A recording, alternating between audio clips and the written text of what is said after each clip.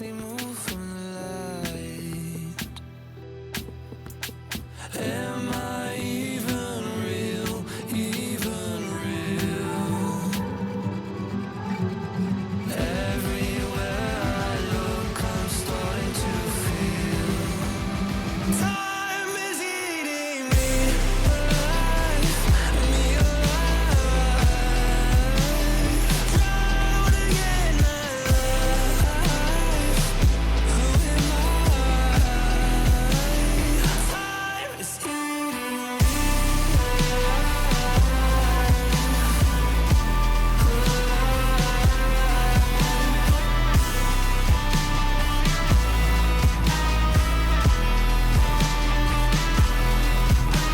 My feet glued to the floor, I'm not moving anywhere. Lost inside of a crowd that couldn't care less. Everything was moving so fast. Everywhere I look, I'm starting to feel time is eating me alive, me alive. Drowning in my life. Who am I? Time is eating me.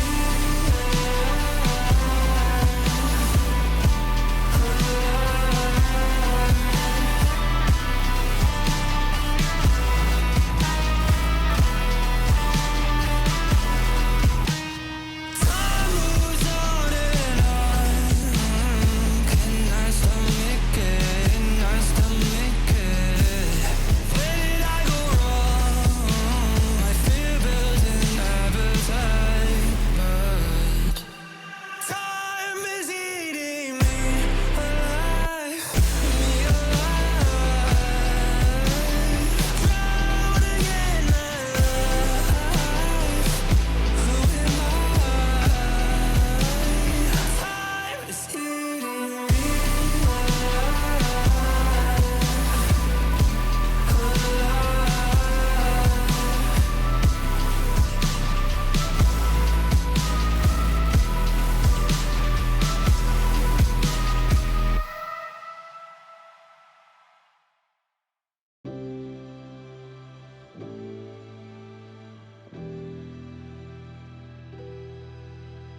I remember the moment I got left behind. Faces fade to black as they move from the light. Am I even real, even real?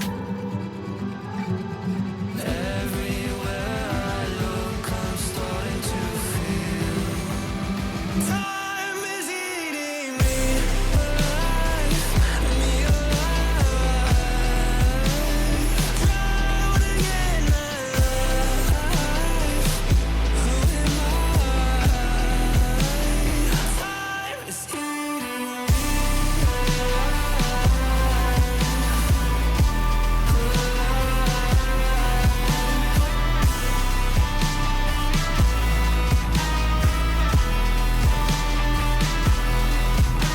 My feet glued to the floor, I'm not moving anywhere.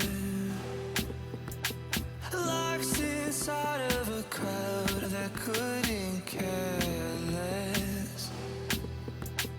Everything was moving so fast. Everywhere I look, I'm starting to feel time is eating me alive, me alive. Drowning in my life. Who am I?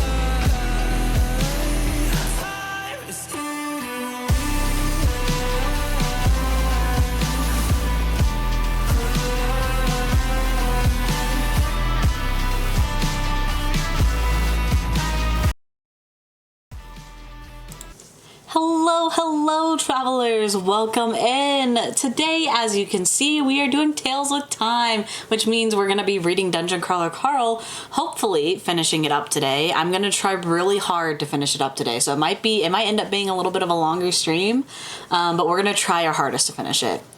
You know, if I was mean, I'd say my mom's dead. Oh my gosh. It's your fault. Listen, it's your fault for asking that question and not expecting me to reply with your mom, okay? Okay. Also, I have started a new community challenge. This time, instead of a Lego stream, it'll be a painting stream, because I thought that might be fun. I think eventually I'll also do another Lego stream, but Legos are fucking expensive, so those are gonna kind of be a rare treat for us, the Lego streams. But the next community challenge I have is for a painting stream. So if you want to donate points to watch me paint something cool or something funny or just something straight up shitty, go ahead and do that. But yes, we are here with Dungeon Crawler Carl, and of course I have my rules up on the screen. You guys kind of know the gist by now. No spoilers, let everyone enjoy the story together. If you know any spoilers, that's fine, just keep them to yourself. Be respectful towards me and others. You may have different opinions, that is okay. Just respect others' opinions as well. Keep it cozy. You are allowed to react to whatever I'm reading in chat, that's completely fine. Just make sure not to like spam some random shit or like, I don't know, be like one of the bots and post like weird fucking links or some shit. And then of course you are welcome to say whatever you want in chat, especially if you're discussing the book. I just probably won't reply as often because I'll be reading, and I probably won't go over any theories or anything until after each chapter. So, but yes, that's pretty much it. And then my choice of drink today is water, because I need the water. I am thirsty. I haven't like drank any like actual water in like days. I've been drinking like sodas and hot chocolates and stuff like that. Yes, lots of water. What war crime has the main character committed this time? So I think the last time we read it, they just defeated an elemental, I think is what it was. Yes, it was the elemental, because one of the old people that they're traveling with pissed on a wall, and it summoned the punishment, which was an elemental, and it killed off a bunch of people. And then Princess Donut and Carl ended up killing it by pushing it down the stairs to the next level, which they had said earlier in the book that if a monster tries to go down a level, they'll end up dying. But yes, I can't, hold on, let me look at where we left off in our like last chapter. Let me see here. Let me read back a little bit. Oh yeah, so yeah, we left off with them destroying the elemental, pretty much. back read, I know. I think the next time I do like another long story like this, because the next book that one is The King in Yellow, which I think I could finish in like one like stream or like 2 streams. But I think the next time I do like a long book like this, I'll like create notes. Usually I create notes like throughout, like I put sticky notes in my books and stuff, and I like write notes, but I didn't do it for this one. But I think I'll do that the next time if we have like a longer story again, so that way I'm like not lost on where we are. Good thing you were yapping, I didn't miss much. Yeah, okay. Hi, Lemus. Yes, you didn't miss anything yet. Also, why is your name Blue? Why is your name Blue? Well, you're purple in like one chat and then blue in the other. That's weird. But yes, yeah, you really didn't miss any. I haven't started yet, but we are in chapter 41, which let me bring it up here. Chapter 41. I put you as blue. Blue is purple. Colors are weird. Yeah, because Skelly and Sharp are the color they're supposed to be, but Lemus, yours is supposed to be purple, but it's blue. So, but yeah, whatever, it's fine. But yes, we already have, 6K raised for the painting stream. I lessened it so it wasn't 90,000, because last time when I did 90,000, we had like 1 day left to like get to reach our goal before the like goal ended. So I was like, I'm gonna lessen it to like 55, 500. You know, I don't know why I decided to just do all fives. I like in my mind that just looked more satisfying to me, like having it all like fives, like 55,555. You know, you're meant to be orange. Oh, you look like a lighter red or like a more vibrant red, and then Sharps is like a duller, darker red. I don't know what color I am. What color am I? Hold on. What color am I? Oh, I'm yellow. Or like gold. See, it looks gold on there. Yeah, see, yeah. That, it looks like orange on there, but on mine it looks yellow. Yeah, like a dirty yellow. Yeah. You're a gold yellow / dark yellow. Yeah, that's what, yeah. All right, but I should probably stop yapping because we have a couple chapters to get through. I think we have, I want to say 7 chapters left. So we're going to try and finish the book today. I'm going to really try and gun it. I'm going to go for it. All right, so I'm going to stop yapping. I'm going to get us ready. Didn't drink enough water, piss color. Oh, okay. Okay, glad to know I'm piss colored. Thank you.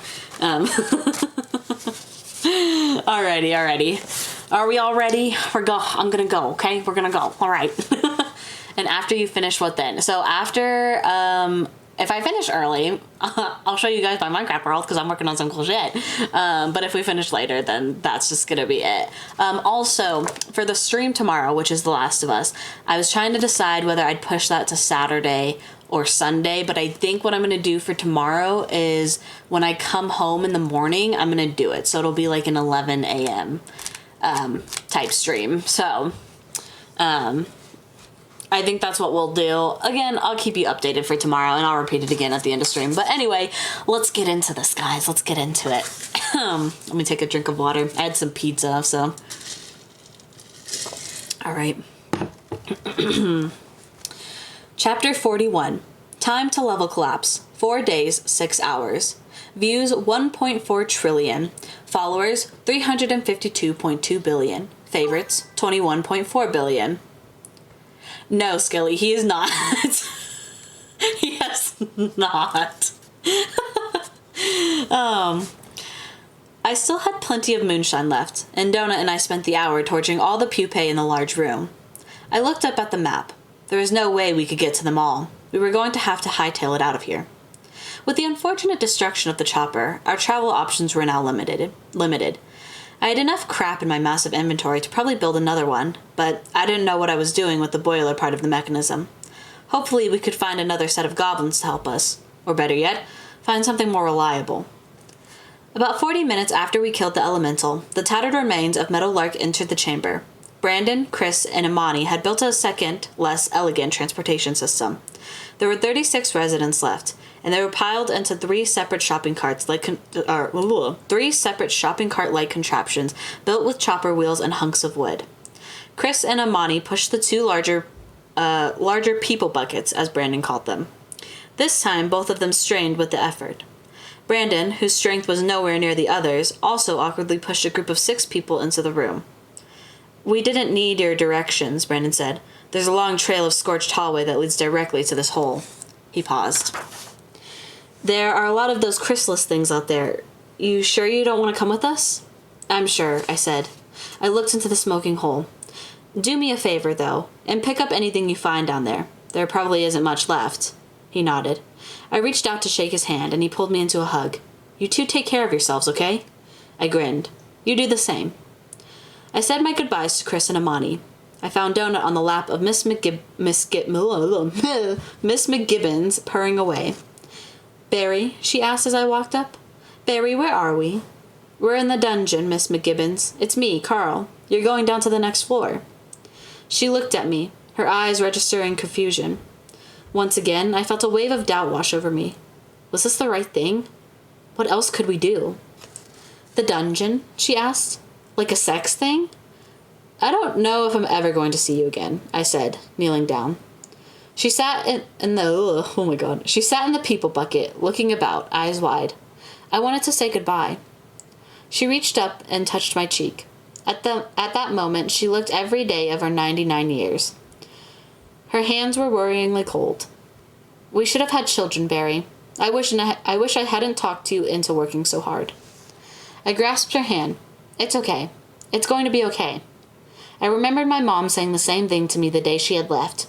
It had been a lie then, and it was a lie now. I think I've had too much to drink, she said, or I'm having another one of those acid flashbacks. This cat keeps talking to me. I smiled. Goodbye, Miss McGibbons.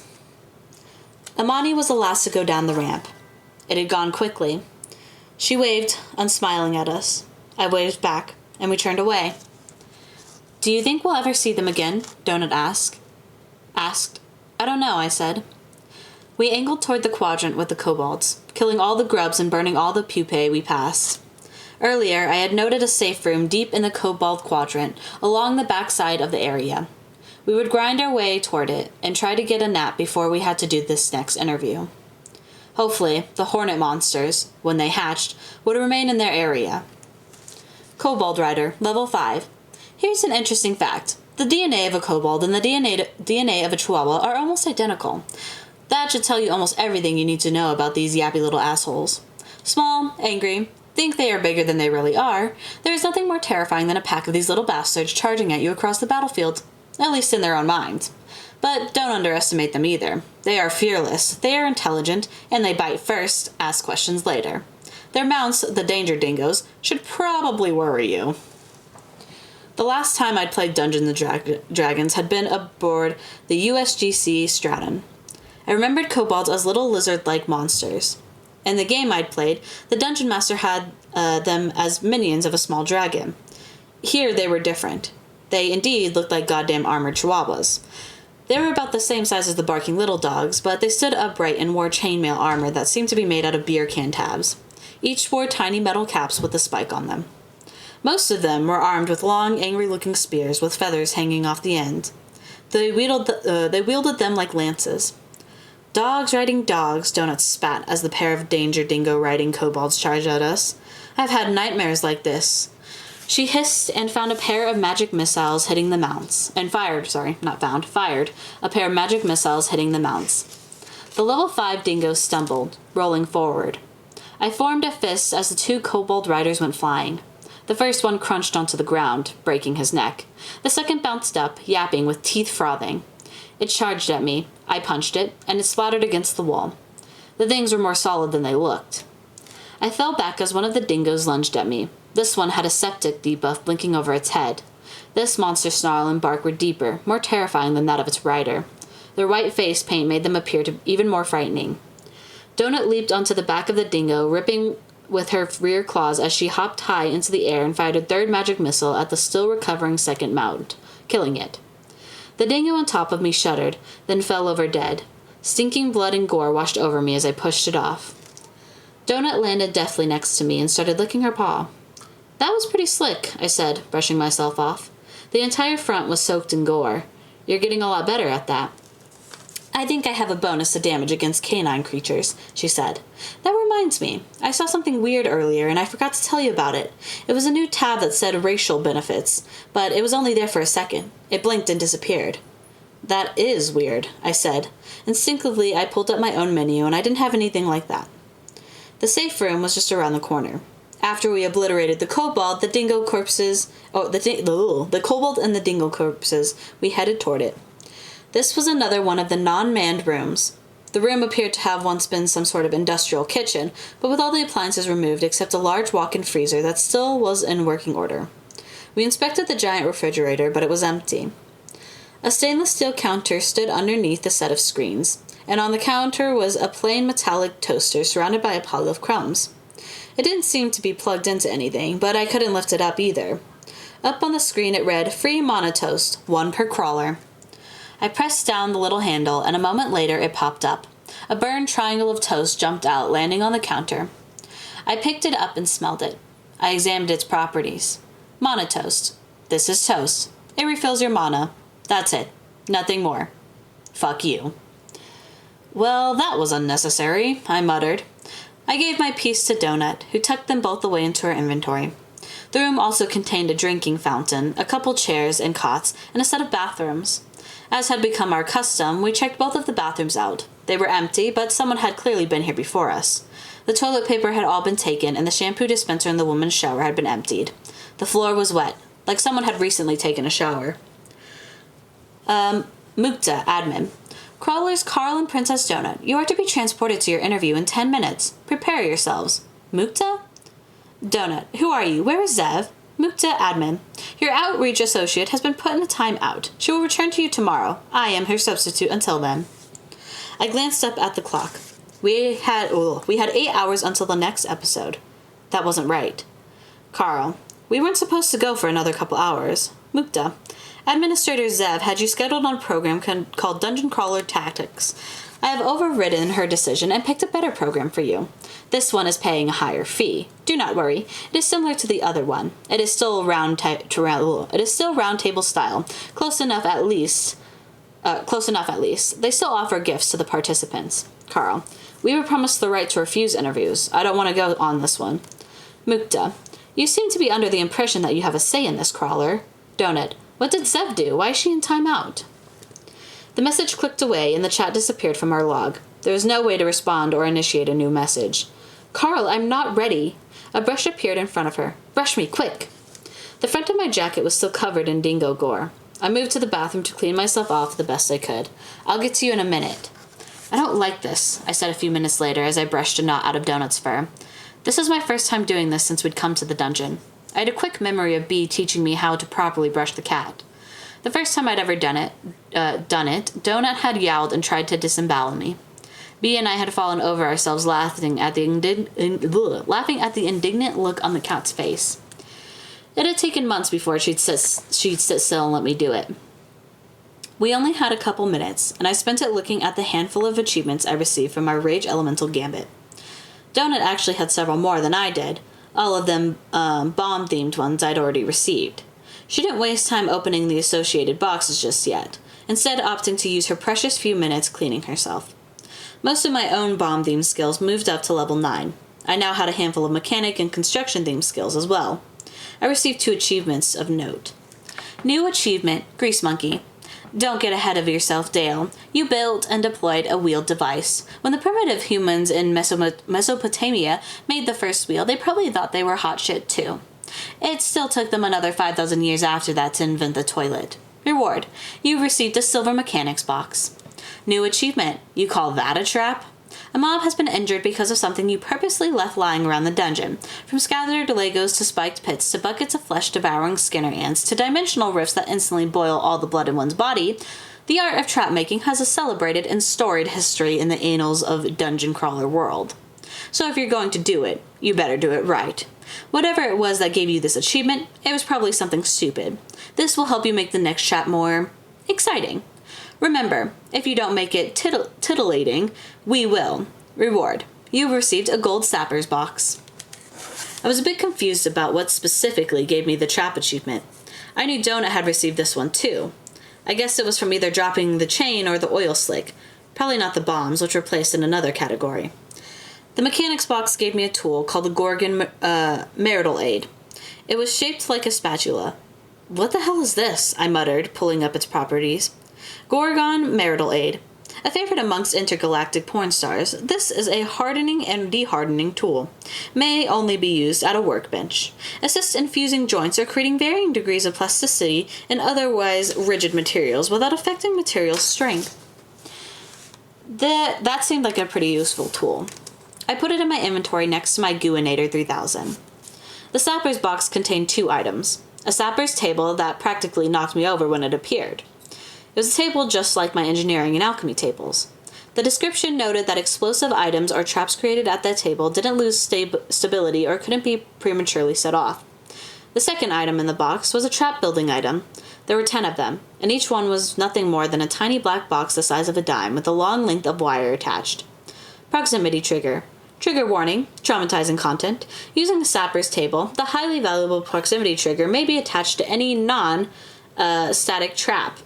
Allows for the establishment of activation conditions, including countdowns, mob-type triggers, and etc. The Gooinator. The Gooinator 3000 is what it is. for what you're asking, Sharp.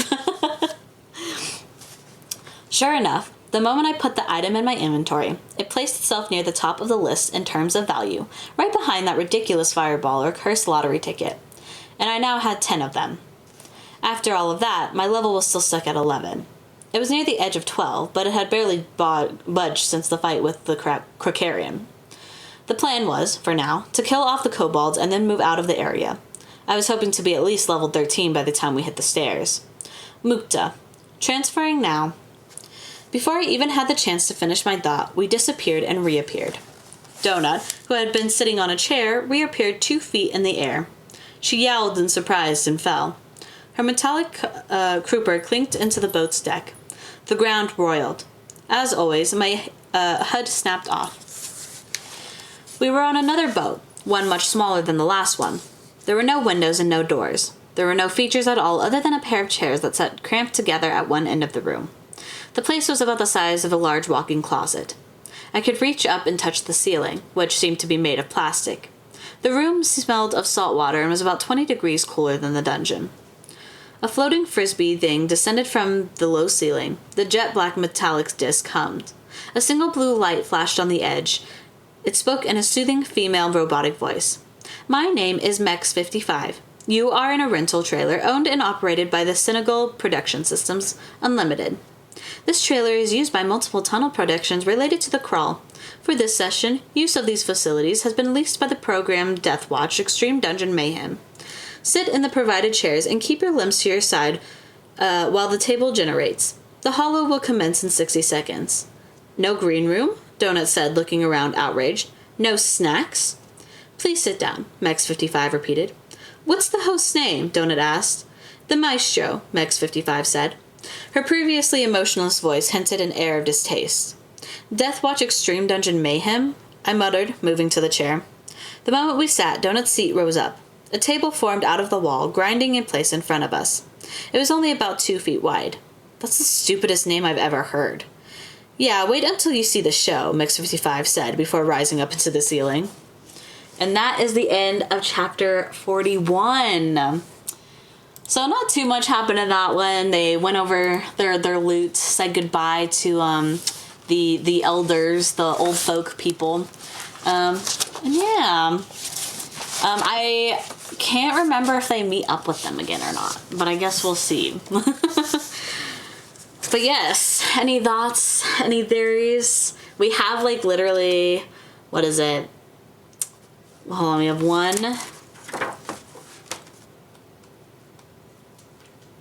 2, 3, 4, 5, 6. Yeah, so 6 chapters, not including the epilogue, so technically 7. But we're gonna, although I understand the old folks, it's still so hard to move them around. Yeah, so that's like the dilemma that like Carl's going through. He's like, is it really like helping them if we're just dragging them along and like barely keeping them alive?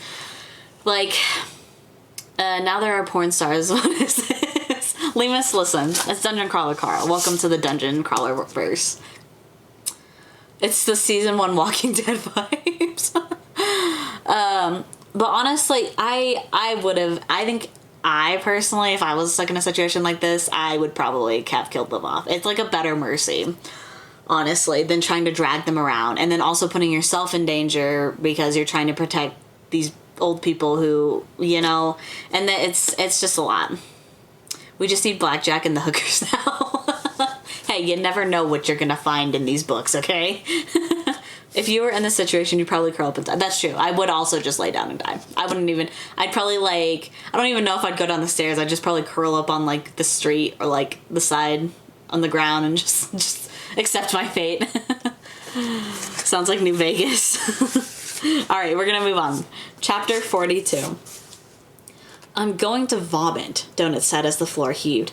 I'm going to puke on television, Carl. You'll get used to it, I said. I think when the hollow starts, it stabilizes. Just breathe. I don't like puking. I don't want to puke. I laughed. Really? I seem to recall you had a thing for vomiting on my pillow. That was different. I did that on purpose. I knew it. I fucking knew it. Donut made a gagging noise. The last place didn't bounce around this much.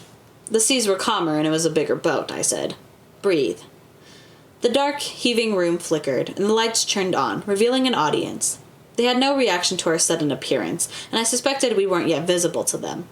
The sensation of movement was suddenly much more muted. It was still there, but the hollow had some sort of compensation effect. I looked about the suddenly bigger room. A table floated before us, much larger than the actual table in the trailer. This table, curved, shaped like a smile. We sat in the second and third seats. To our left was a larger, more ornate chair. It was made of dark wood with what appeared to be a red velvet cushion. The armrests were made of pig skulls. Four more plain empty chairs appeared to our right, curving along the table. I looked over my shoulder, and the backdrop was an elephant-like monster with 3 spiked, covered trunks. Ooh. The animation swung its head back and forth in a loop with the word extreme exploding over and over in the midst of the image. The crowd suddenly started screaming and cheering. I snapped my attention forward, but I couldn't see what they were hollering at. Their attention was to my left. I realized the show had started and the host had appeared, but for whatever reason, we couldn't see him or her yet. This was a different setup to Odette's show. I suspected we'd just magically appear when it was our turn. This went on for several minutes. The crowd started chanting something. It took me a moment to understand what they were saying. Die, die, die, they seemed to be repeating. They were watching a video, I realized. Their attention focused on the main screen, which for me still showed the elephant graphic. They burst into screams of pleasure as whatever it was they were watching died. Glurp, glurp, they screamed. Glurp, glurp. I spent a few moments examining the crowd, who continued to laugh and cheer. The audience's makeup was fairly similar to Odette's crowd, with a glaring difference that made my stomach sink. Oh, fuck, I grumbled when I finally saw it. I focused on a group of humans sitting in the second row, hooting and screaming and laughing boisterously. There was a cool air to their laughter. It was almost a tangible thing, like a black malevolent cloud that embraced the presence of the entire audience. I was reminded of that day when my dad and his friends broke my slingshot. They'd been firing rocks at squirrels, laughing in a similar way. These humans in the second row were all male, and they were all about 12 or 13 years old. It seemed the entire audience consisted of young, pre- and early-teen males. One of them was wearing a red shirt that said Glurp on it. Glurp, glurp, the audience yelled. Glurp, glurp. Donut, I said, talking quickly. This crowd is going to be a lot different than the last one. They're all kids. I don't think they're the happy cartoon-watching kind either. Carl, we've gone over this, Donut said. You sit there and look angry, and I do the talking, remember? To our left, the host suddenly appeared. There was no warning. He showed up in mid-sentence. A floating note appeared in front of me. On air soon. Be ready. No, you little cunts are gonna love today's surprise panelists. Your maestro had to bang some slimy mudskipper tail to pull this one off. But nothing is too good for maestro's piglets. Suck it good, piglets. Glurp, glurp, the audience screamed. Glurp, glurp. The host, the maestro, was an orc. A huge, muscular orc. He looked a lot like a tuskling, but it was clear this was a different type of the same species. The tusklings were dwarf versions of these guys. Tuskling's skin was bright pink, pig-like. The maestro's flesh was dark, covered in black bristly hair. He reminded me of a wild boar. His left tusk was completely gold. He stood about 6.5 feet tall, built like a tank. A line of earrings circled his left ear. He wore a hot pink silken shirt buttoned halfway up, revealing a hairy, well-muscled chest covered in gold chains. I couldn't tell for certain, but I had the distinct impression he was only in his early 20s. I hated him instantly. To my right now sat 2 humans, 2 men about my age. Both of them were Asian. Their ragged, bewildered look pegged them as fellow crawlers. One of them noticed us and pointed, talking quickly to his companion. I couldn't hear what they were saying, but it seemed like they recognized us. I waved, and they waved back, both of them bowing rapidly. They turned and also waved at the empty chairs to their right. There was someone there, but we couldn't see who it was. So we have 6 guests today. 2 stupid lame guests, 2 VIP surprise guests, and then 2 more surprise guests for our VIPs. Our VIPs today are so hot, we are, for the very first time, coming to you live. That is how hard I'm working for you. We'll start with the lame guests. Watch this shit, piglets. A screen appeared in front of us. It showed a party of 4 crawlers running from a group of 10 troglodyte bashers. The lizard monsters were armed with spiked clubs. The crawler group consisted of the 2 guys sitting next to us, a woman, and a third male. Only the male who wasn't here appeared to be armed. He held a long, odd sword with teeth on it like a saw. None of them wore any sort of armor. They turned the corner and stopped dead. I felt sick to my stomach seeing what they faced. Just around the bend was a familiar sight. 5 grub pupae sat blocking their retreat. The middle sack was in the midst of ripping open. A massive hornet burst forth and buzzed into the air. The only resemblance it bore to the brindle grub was the top half of its bug face. The monster consisted of a huge hornet-like body with a pair of arms with grasping clawed fingers. It looked at the 4 crawlers and spat. A glob of white goo shot out and hit the male with the sword. It splattered directly on the man's face. He screamed, falling to the ground, dropping the sword. The glob was like acid. It sizzled and crackled. His pain-filled screams continued as the troglodytes stopped at the corner, boxing them all in. The other pupae started to pulsate and tear as 4 more hornets appeared. The woman reached down to pick up the sword. The world on the screen froze. At first, I thought they'd simply pause the scene, but then the 2 men disappeared. When they vanished, there was a puff of air and the sword flew a foot away, clattering loudly. Everything else, including the mobs, remained frozen. The crowd burst into a mix of applause and jeers. The 2 men next to us were now visible to the audience. "You know what time it is, piglets?" the maestro shouted. "Death watch! Death watch!" the crowd screamed. Okay, so we got 2 crawlers here. Their full names are quite the snoutful, and does it really matter? Laughter followed. The fellow with the acne scars is Li Jun, and the bald fuckers we'll just call Zhang. Say hello, meat. It took the 2 men a moment to realize the maestro was talking to them. Hello, Li Jun said. I don't understand what is happening. Okay, so let me catch you up since you're too stupid to figure it out. You're on Death Watch, a segment of my show. That means we just plucked you away from certain death. You're welcome. Before, your plight was hopeless. Now you have a chance to survive, but we'll get to that in a second. The maestro waved up at the screen. We all have been hit with a time freeze spell, and it will run out just as this episode ends. We have a little game we'd like you to play to give you the opportunity to live past the next few seconds, yeah? Okay, Li Jun said, exchanging a look with his companion. What do we need to do? Death watch, the crowd chanted. No, hi, Wind. I'm not reading Goblet of Fire. We're reading Dungeon Crawler Carl.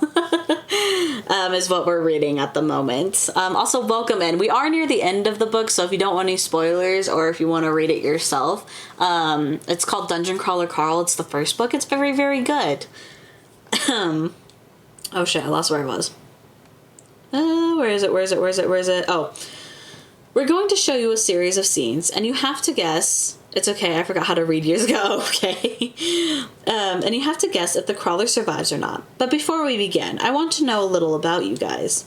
The maestro waved his hand. The stats of the 2 men appeared, floating over both of them. Both were level 7. They each had a single bronze star over their heads. Both had a strength of 8, meaning they'd received some sort of enhancement. Also of note was Zhang's constitution, which was at 15, making it 1 point higher than my own. Li Jun, the maestro said, did you know your 3 companions before the game started? The poor man seemed terrified and bewildered. Yes, sir. We all work together in a warehouse. All except my sister, Lina. So that doll up on the screen there, the one reaching for the sword, she's your sister? Yes, sir. The orc nodded thoughtfully. Would you do anything to save her? Death watch, the crowd screamed. What do you mean, the man asked. The maestro ignored him. He turned to Zhang. And you, Zhang, what do you think about Lina? What do I think about her? She's my best friend's sister. She's like my own sister. And what about your 4th companion? The guy who just got his face spooged on by the brindled Vespa. He's your friend too? Yes, Zhang said after a moment. The bald man's eyes were fixed on the frozen scene. He's our manager. The big boss man, huh? The maestro said. So if you were forced to choose between saving him and saving Lina, you'd pick the girl, right? Zhang just looked at the orc, refusing to answer. That's okay, buddy. You might not have to choose. We're going to play a game. This is how it works. We're going to show you 4 scenes, and we want you to guess if the crawler is going to live or die through the encounter. If you guess correctly, you will receive a teleport point. When we're done, for every point you have, you can spend it to save yourselves or one of your companions. The recipient of each teleport point will be immediately transferred to the closest safe room. If you decide to throw a point at old Spoogeface, he will be healed, so don't worry about that. Ready? Good. Let's go. The scene showed a woman running from a giant beaver thing holding a battle axe. Fuck this, I said, and I stood from my chair. Carl, where are you going? Donut asked. Come on, Donut, this is beyond the pale. Fuck this guy. The table was blocking my exit. I climbed up on it, feeling forward for where the real table ended. I reached it and hopped down, my legs piercing through the illusion. A moment later, the lights of the chamber snapped back on and the hollow dispersed. Mex 55 emerged, floating down from her spot on the ceiling. But when she spoke, the voice was different. This was a gruff male voice. Also an orc, if I had to guess. Oh, thanks, Lynn. Thank you. That's so sweet of you. I love reading to the kiddos at work and stuff. They will sometimes come to me they're like, Miss Pocket, can you read this book that we got from the library today? And I'll be like, yes. And it's so great reading to kids because and now in today's time and generation, kids don't read anymore. They just don't. And then their speaking skills and their reading skills are just down the drain. So it's always nice when I can encourage them to read or find things that they enjoy reading. Yes, yeah. That's kind of the whole point of the reading stream is I want people just kind of chillax, put me on in the background or something and do their own things. And if they're interested in the story, getting them into wanting to read it some more, you know? But anyway, we're going to continue on. Get back in your seat, Crawler, the voice said. You're scheduled to be on screen after this segment. This show is being tunneled live. We do not have time for tantrums. Go fuck yourself, I said. Carl, you're going to get us in trouble, Donut said. You are ordered to sit, the voice said. We have paid the appearance fee, and you will participate in the program. If you refuse, we are authorized to drop you into this ocean, drowning you both. Bullshit, I said. You're not Borant, and you're not the Syndicate. There's no way they'd authorize that. We are not participating in this cruelty. Nothing happened for several moments. Donut jumped up to my shoulder.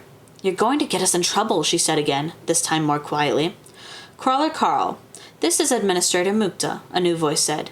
You are required to take your seat, or there will be consequences. I'll go on as many shows as you want, but we're not doing this one, I said. Carl, we will discuss this when you are done. If you do not participate, we will accelerate you. There are plenty of other crawlers to show on our program. This is not a bluff. Deep breath, I thought. You will not break me. You will not fucking break me. Can that other guy hear me right now? I asked. A pause. No, he cannot, Mukta said. As long as I don't talk shit about you guys. Will there be consequences for what I say? As long as I participate, I mean. And another pause, and this one was longer than before. They have paid for your appearance. Nothing else. All right, I said. Tell them we want on the show. Now, before this Death Watch segment ends. Without waiting for an answer, I returned to my seat. The table once again pushed itself out, and the hollow resumed. Carl, what are you doing? Donut asked as she settled back in place. I'm the one who talks this time, I said. The studio reformed. The crowd was screaming and laughing. On the screen, a dead man convulsed on the ground as a group of baby-faced winged fairies splashed about in his corpse like it was a kiddie pool. Sorry, it looks like you got that one wrong too. You have 2 teleport points, the maestro said. I need a decision. Neither of the men said anything. The maestro leaned forward in his ornate chair. He smiled wickedly. I need a decision or nobody gets saved. Then nobody gets saved, Li Jun said. He looked at Zhang. We died together. Oh, isn't that fucking sweet, the maestro said. Very well, if that's what you want. Piglets, should we give them what they want? Death Watch, Death Watch. No, wait, Zhang said. Save Li Jun and Li Na. No, Li Jun said. He reached out and put his hand on his friend's shoulders. We stand together. A sour look passed across the maestro's face. He said something, but it was muted. He paused, then nodded. A moment passed, and the cruel smile reappeared on his face. We're going to do something a little different, Piglets. Our VIP guests have been watching backstage, and it seems like they have something to say. The crowd screamed in approval. On air in 10 seconds. The maestro was playing this off like this was his idea. Okay, Piglets. My next 2 guests do not need any introduction. The last you probably saw of these two, they were stuck in a room with a bunch of old fucks. Are they going to escape? Spoiler alert. They just got out. We were going to show what these crazy assholes did to get free, but since they want to suck on it so bad, we're gonna bring them on early. Glurp, glurp, glurp, glurp. You are now on air. The studio became brighter, and the crowd went berserk. Donut made a show of licking her paw, looking aloof. Crawler Carl and Princess Donut, the maestro said. He drew out the word princess, and it dripped with sarcasm. Piglets, you probably don't know this. These two just broke a record for the most watched second-floor battle in the history of Dungeon Crawler World. If it were me, I would have killed every last one of those geriatric sandbags and reaped the experience. But you know how it is with humans. He looked down at Donut. And cats, apparently. All that effort, and what did they get? No experience and no real loot. He shrugged. But you can't argue with results. Carl and Donut, say hello to my piglets. We want in on the game, I said, not bothering to greet the crowd. We want to play the Death Watch, too. The maestro laughed, an uncertain timbre to it. That's not how it works, Carl. I knew you were a crazy mother. They have 2 points. Let's use them to transfer me and Donut to that spot. I looked at the crowd. Wouldn't that be cool? The crowd roared. Death Watch! Death Watch! It took a moment for the large orc to recover. People talk about how stupid you are, Carl, but I never realized you were this stupid. If you're feeling suicidal, then... I leaned in, pointing my finger. No. You listen to me, pork boy. If you're going to fuck with people like this, then at least make it fair. They played your game, and they won 2 points. You said they can use those 2 points to transfer people away. I don't see why it can't be used to transfer people in, either. The crowd seemed to love this idea. It doesn't work that way, the maestro repeated. You're not part of the game. It's against the rules. Yeah, fuck the rules. I looked at the crowd. I think we should tell the rules to suck it. What do you think? Glurp, glurp, glurp, glurp. The maestro did not like his audience glurping for someone else. I recognized the look on his face, a fulminating under-the-surface rage. I felt a deep satisfaction at that. I didn't know if this was a good idea or an incredibly dumb one, but I felt the urge to keep poking at him. The truth was, I didn't really want to be transferred to this battle, likely halfway across the world. I felt for these guys, and I wanted to help them, but if helping Brandon and the crew taught me anything, it was that I needed to balance it out. There was a difference between giving aid and sacrificing yourself for people you didn't even know. Still, this felt like the right thing. I knew my argument was nonsensical. I also knew how this sort of crowd thought. This maestro guy was the worst kind of a bully with an audience. I had to do something. For the moment, I didn't have a plan other than pissing him off as much as I could. I looked over at the 2 empty chairs to the right of Zhang and Li Jun. A thought struck me. What had he said? 2 more surprise guests for our VIPs? So it was somebody we knew. I had a sudden strong suspicion who it was. If I was right, then I knew I could push the maestro even further. He had a plan, a cruel plan, and going down this path was doing nothing but distracting from the narrative he was attempting to build. That meant the more I pushed, the more it would piss him off, and the more desperate he'd get to steer the conversation back on track. On television shows and in kids' books, they always repeated that bullies will back down when stood up to mantra. That was utter horseshit. It always has been. That only worked when the one standing up to the bully was stronger than them. The maestro and I were not on equal footing, but my short confrontation in the production trailer taught me something important. I didn't need to be stronger than him. Donut and I were something better. We were expensive. I had a hunch that they'd spent a lot of money to get me and Donut on this show. Maybe even overextended themselves. We were popular, and Donut had proven herself a reliable guest. The fact they were using a shitty rental trailer that didn't have their own suggested the production ran on the same sort of shoestring budget most YouTube shows had. The maestro, seething, said, "You dumb shit. These guys were dead. I saved them. I'm giving them a second chance. Maybe I will transfer you into that fight. How would you like that? And we'll transfer the other 4 out, so you have no backup at all. Your ridiculous look wouldn't save you then. I don't think you've fought a brindled Vespa yet. In a second, there'll be 5 of them in that hallway. You'll be utterly fucked." I smiled. "You're too much of a pussy to do it. I dare you." "Death Watch! Death Watch!" The maestro looked so angry. I thought he might actually cry. I suspected, and hoped, he couldn't do it. If I knew one thing about Borant, it was that they nickeled and dimed everything. This Death Watch segment probably cost a lot of money, and that was with regular low-view crawlers. There was no way they'd be able to send one of the game's highest value streams into danger like that. When people became Red Zone angry, they were, in general, unpredictable. That wasn't true with bullies. I knew this from experience. It was the opposite with bullies. I knew exactly what was about to happen. I turned to Li Jun and Zhang, who sat next to me, mouths agape. I quickly whispered, "Grab your sister and the other guy and run toward the troglodytes and through them. Leave the sword. The lizards are really dumb and slow, and their attention is on the hornets. You'll only have a few seconds." "But," Li Jun said, "you wanted to trade places." The maestro growled, "You don't tell me what to do on my own show, meat." He slammed down on a button on his table, and the two men to my right vanished. The words Death Watch Extreme appeared on the giant display. The two men appeared back in the scene in the hallway, caught between the hornets and the troglodytes. For a moment, everything remained frozen except the two men. Zhang reacted first, shouting, "Grab your sister," as he reached down to pick up the fallen third man. Just as he moved to pick him up, the scene unfroze. The sister stumbled as the sword she was grabbing for was suddenly several feet away. Li Jun grabbed her wrist and pointed. "Run," he cried. The three of them scrambled directly at the crowd of troglodytes, who stood like turkeys watching the hornets. The monsters, brindled Vespas, he'd called them, didn't care who their victims were. Multiple globs of white spit shot out, splashing onto the lizards, who in turn raised their clubs and charged at the bugs. Both groups of monsters ignored the four humans, who managed to slip away and out into the hall. The scene ended with Zhang forcing a healing potion into the mouth of their companion before they slipped into a safe room. The video snuffed off to a mix of jeers and scattered applause. The audience's reaction was subdued, as if they weren't sure how to respond. I looked up at the maestro, a huge smile on my face. "Glurp on that, motherfucker," I said. And that was the end of chapter 42. So we got a nice little bit of a pissed off Carl. I love when Carl gets mad. It's just so great. But he basically said, just a big fuck you. And is just ruining the show, which I love that for Carl. Because he's been holding in his anger, like, this whole fucking book. And he really, like, I remember when I, like, first read this book, and I got to that part, and I was like, fuck yes, pop off, Carl. But yes, now we're in chapter 43. He really didn't care for the... No, he really did not.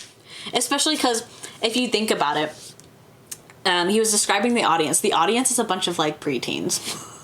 And so it's basically like, it's like, have you seen those YouTube channels where it's like catered towards like teens and preteens, and it's like stupid and dumb shit, like, fucking like Dumb Ways to Die or shit like that. Yeah, yes. Like, and it's basically like that. They're like on a YouTube channel doing an interview, basically, is what it is. And Carl's like, fuck this shit. They're literally just here to push us around and all that, and so that's why he doesn't care for it. And honestly, if I was in his position, I wouldn't either. Makes me think of how at the FNAF 2 movie we had several groups of teens who never shut up. Yeah.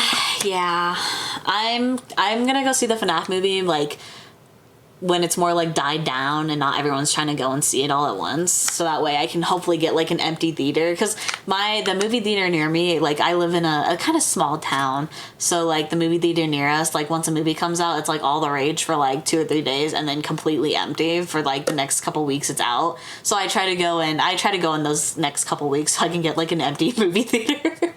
But yes, we're gonna move on to chapter 43.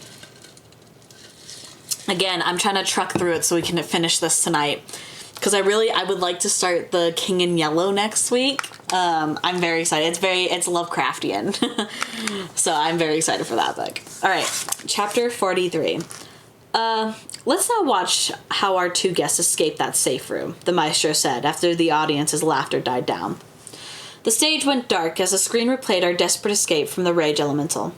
It showed the scene from the point of view of the hallway, with the chopper bursting out of the room, screeching around the corner. Donut sitting high on the contraption. The audience roared their approval. Next to us, the maestro screamed and ranted at some unseen producer. It was all muted. The large orc seemed to be out of breath and enraged. "Carl, you scare me when you get that angry," Donut whispered. I reached over and scratched her head. "I'm sorry," I said. "I'm not really as mad as I look. I'm just trying to make him angry." "It worked. Now he hates us. I don't like people hating us. Our followers are going to go down." I grunted. "Yeah, I don't think you need to worry about that." Look, Donut, the show isn't over yet. See those two chairs over there? Do you think it's Miss Beatrice? Donut asked. Maybe her and her boyfriend, she gasped. Or maybe it's Miss Beatrice and Ferdinand. No, Donut, I said. It's not going to be B, and whoever the hell... Listen here, Pukes, the maestro said, interrupting. He smiled big, but his words held no mirth. He'd calmed himself, probably after getting some advice from his producer. The audience continued to watch the recap of our escape, oohing and ahhing at the explosions. They couldn't hear this exchange. This is my fucking show. You need to learn your place. You were never a crawler, were you? I asked. He seemed genuinely offended by the question. He laughed with derision. You savages are all the same. I come from a civilized system. My family has a long history with the dungeon. We were there when the Syndicate created the crawl. We are gods and royalty. He indicated the tiara on Donut's head. If you Pukes make it to the 9th floor, you'll learn all about what my family can do. I looked at Donut's small jeweled tiara, trying to remember the exact description. I hadn't thought about it for several days. The tooltip system didn't work here, but I recalled part of it. It's what gave her the ability to imbue the septic debuff. Because she'd put it on, she'd become a royal member of the Blood Sultanate.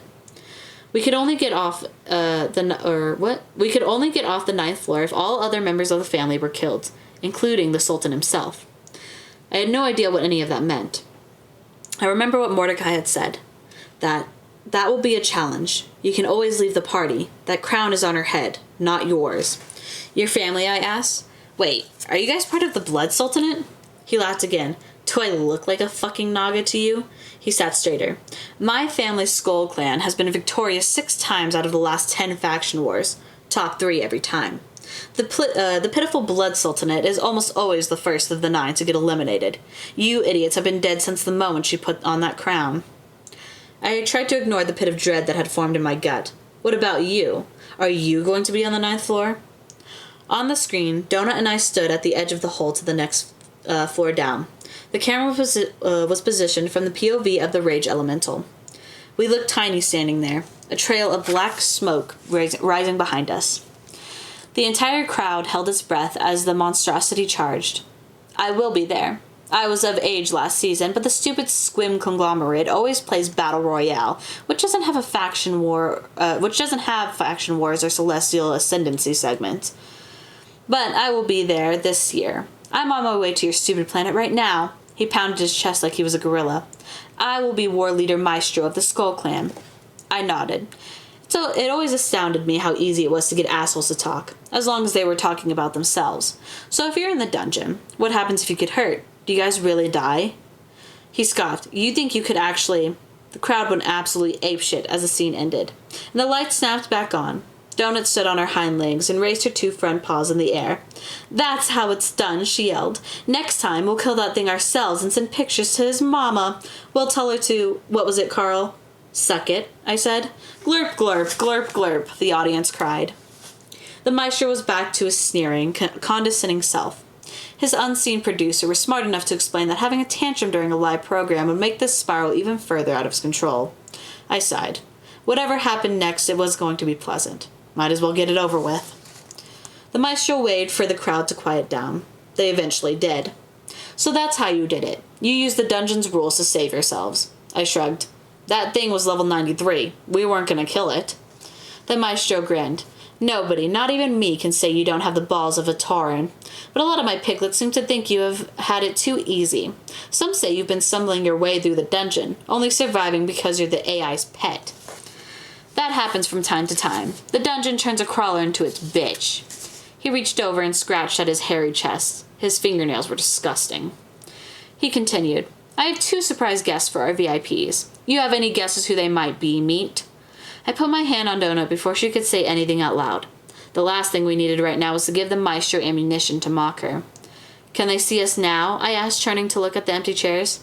They've been watching this whole time, the maestro said. And man, they do not like you. It didn't take a rocket scientist to figure out who this was. Other than Brandon and the crew, we'd only come across one other group of crawlers. I'd been thinking maybe it was Rory and Lorelei, the goblin shamankas.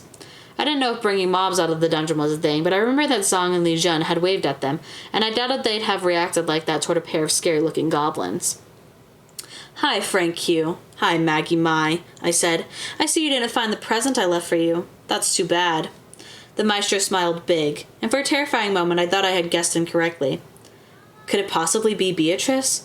No, I decided. No fucking way. "Watch this, piglets," he said. "Let's see if they're right." The video started and I relaxed. It was a recap of Frank and Maggie's journey so far. I watched as the two killers stumbled into the dungeon, but curiously they had someone else with them. A teenage girl. It showed them coming into a tutorial guild. We watched as their guide, one of those floating brain mine horrors, sat the three of them down and told them the only way to survive was to kill other crawlers. The guide had a deep, rumbly voice, unlike anything I'd heard before. It was terrifying. The teenager wept as the guide explained what had to be done. Maggie clutched onto the girl, hugging her tightly. The scene switched to the girl on the ground, injured and crying. We hadn't seen what had happened. It looked as if she'd maybe been hit with a glob of bad llama lava. Frank was also injured, convulsing nearby as blood pooled around them. The woman, Maggie, sobbed as she went to her knees in front of the girl. "Mom," the girl said, "it hurts." "I know, baby," Maggie said. She reached down, and to my utter astonishment, she wrapped her hands around the girl's throat. She choked her own daughter until she died. When it was done, Maggie leaned against the dungeon wall and wailed. "What the hell?" I asked, astounded. I turned to the empty chairs. "You didn't have to do that. She wasn't dead. She would have recovered." The recap continued. We were being shown these scenes out of order. This was not something from the daughter's death. We watched Frank and Maggie and the daughter come across a much larger group. The group included Rebecca W. and several other men. Frank and Maggie introduced themselves as a married couple, and the teenager was their daughter, Yvette. They waited until the others' backs were turned, and Frankie and Maggie ambushed them. They pulled their guns and shot them all. Yvette cried for them to stop. Rebecca and another man fled, and Frank chased them. It showed the man running directly into some plant mob thing I'd never seen before. And Frank finally, tracking Rebecca down, cornered her in the quadrant with the scatterer bugs. The screen split, showing Yvette screaming while Maggie tried to calm her.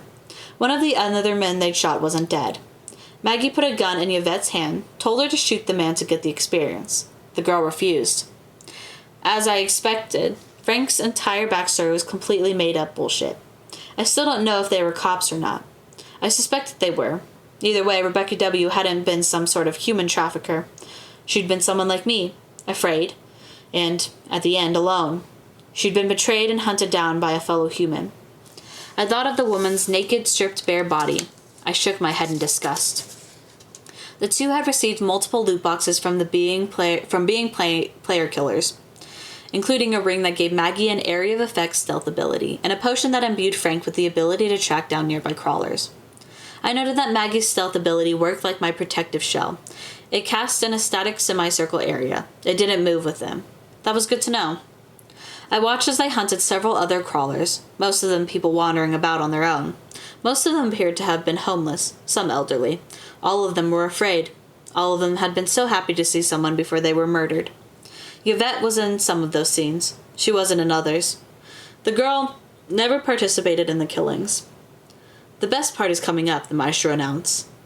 The video finally showed a much abridged version of Donut and me coming across Frank Q in the safe room, and of them attacking us, of them getting frozen. It showed me putting the dynamite in the rat corpse. But then I saw something unexpected. My heart sank in the moment. I realized what was happening. "Mom?" Yvette asked, coming out of the bathroom. The girl stopped in horror upon seeing both of her parents frozen in the safe room. Oh. Oh no, I thought. She'd been there. Yvette had been there the whole time. She'd been hiding with her mom under the stealth field. "I see you didn't find the present I left for you." Now I knew why the maestro had smiled so big when I said that. I held my breath as the two murderers and their daughter approached the rat corpse. Maggie yelled at Frank not to loot it. He did it anyway. If I remembered correctly, we left 5 items in its inventory. A hunk of rat steak, a skin, a lit smoke bomb, and a lit stick of dynamite, and an unlit, unstable stick. Frank only pulled out one item, the lit dynamite stick. He dropped it in surprise, and all 3 turned to run. A moment later, and the dynamite went off. Shrapnel blasted the 3 crawlers. Yvette went down, and so did Frank. A hunk of dislodged rock sheared the man's hand right off. A llama hadn't given those horrible injuries to the teenage girl. I had. The scene ended, the lights switched on, and Maggie and Frank emerged to our right. Donut hissed. The crowd's response was mixed, half cheers, half insults and screams, as if they weren't sure whose side they were supposed to be on. I spent the moment observing the two crawlers. Frank was missing his right hand, but that wasn't all that had changed about him. The man was a hollowed-out, 1,000-yard stare. He looked as if he'd aged 10 years in just a few days. Do I look like that? His missing hand wasn't a rounded, healed stump like one would expect.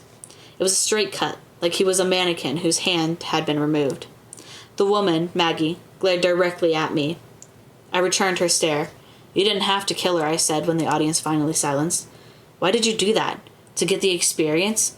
She would have healed. Your own daughter? Jesus fuck, lady. You don't know, she said to me, spitting the words. You don't know anything. You didn't get the whole story. She wasn't dead yet, I repeated. She would have healed. Fuck you, Maggie said. You don't know what we've had to do to survive. Survive?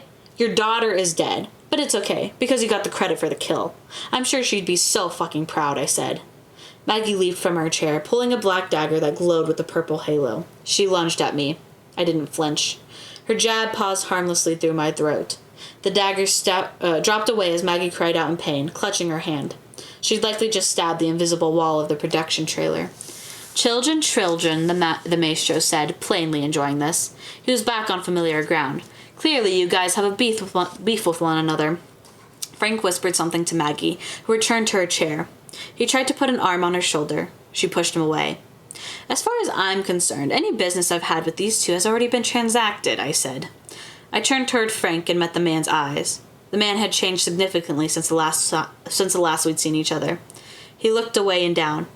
I'm sorry about what happened to your kid, but fuck you. Fuck both of you. She deserved better. We all would have been stronger together. Your game guide is a piece of shit. Maggie growled. I'm going to find you, and I'm going to watch you die, you and the fucking cat. Ooh, the crowd said, like we were on an episode of the goddamn Jerry Springer show. Don't bring me into this, Donut said, raising a paw in defense. I'm not the one who went all danger dingo on my own kid. The crowd screamed with laughter. I had to hand it to her. Donut was oftentimes caught off guard, but she was highly adaptable. She knew how to read a crowd, that was for sure. But as much as I disliked these two assholes, they weren't the real enemy. We needed to end this. This bullshit didn't serve any of us. I turned to the maestro. Congratulations. You've reunited us. We all know how she feels about the matter. I've said my piece. If that's all, we'll all be going now. No, why so quick to leave? For the next several minutes, the maestro attempted to ask us leading questions. So why did you kill your own daughter? Carl, how does it feel to know you're partially responsible for the death of another human? Maggie said nothing, but fuck you. Frank hadn't said a word this whole time. Donut would only talk directly to the audience, and I just grunted responses. It was obvious that the orc wasn't good at asking interview questions, especially with a group of hostile guests. The crowd grew restless. Donut started making wisecracks. The maestro tried to ask her something, and she just ignored him.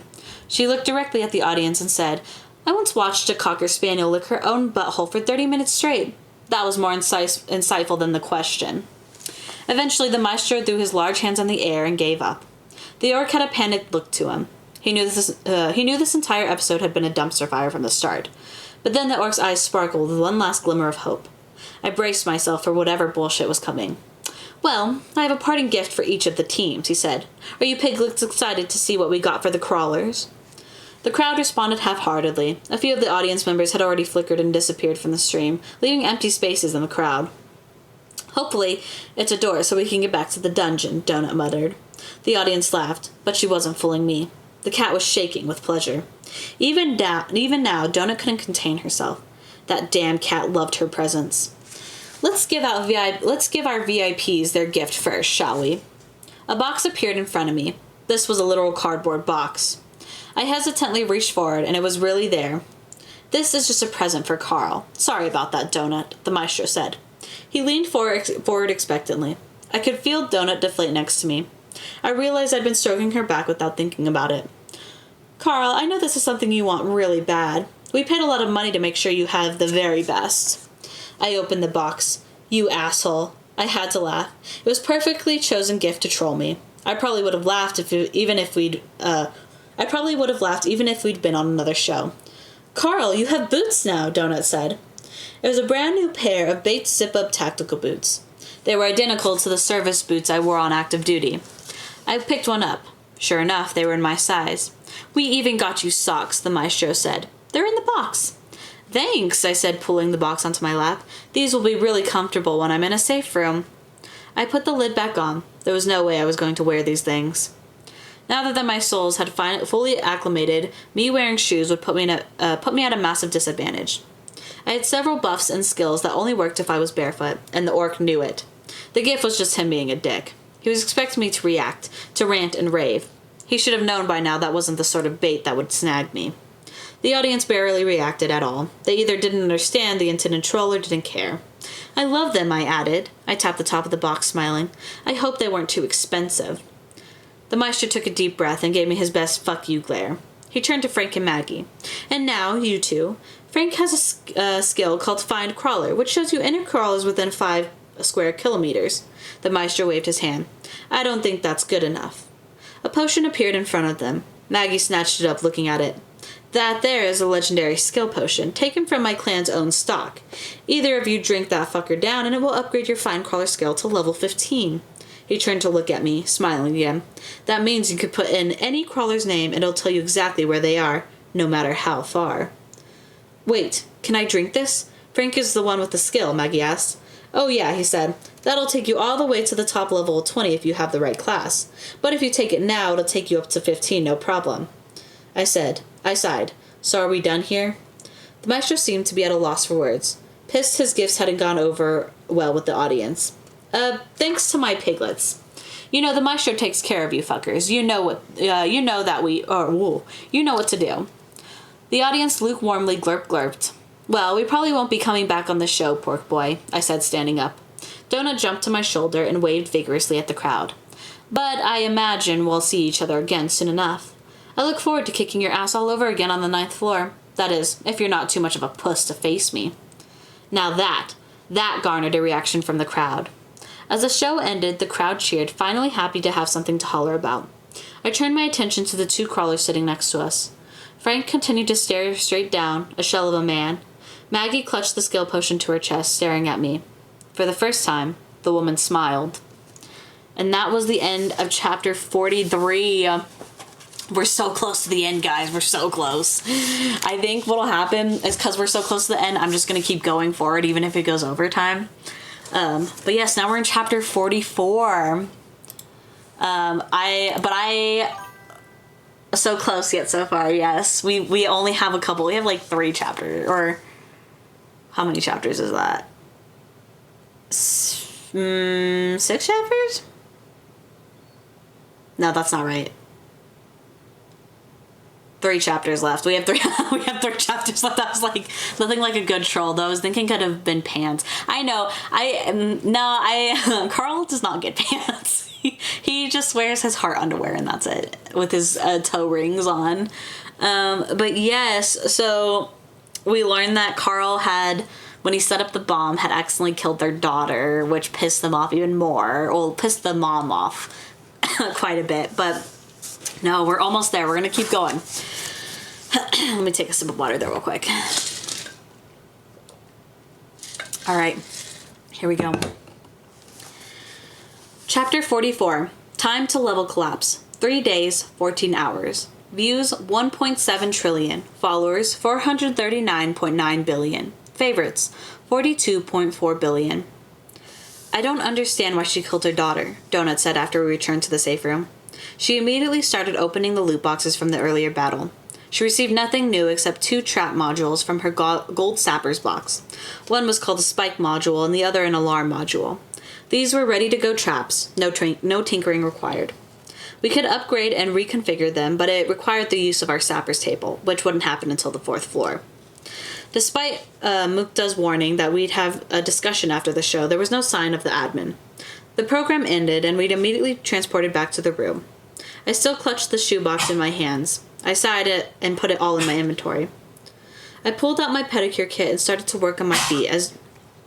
Are you good over there? Okay. Sorry, my dog was just like hacking up along for some reason. A posture check. My posture is immaculate, thank you, actually. I still clutched the shoebox in my hands. I sighed and I put it all in my inventory. Yeah, you can hear him.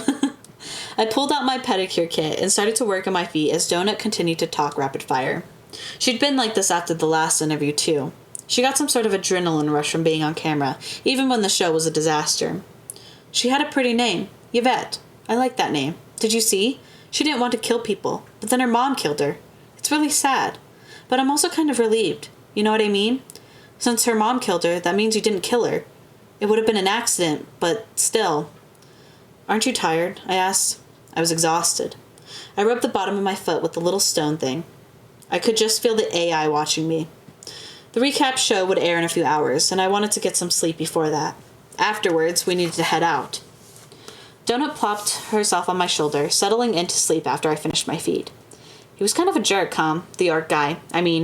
But do you remember what he said? We broke the record. Yes, Donut, I said. I closed my eyes. Carl?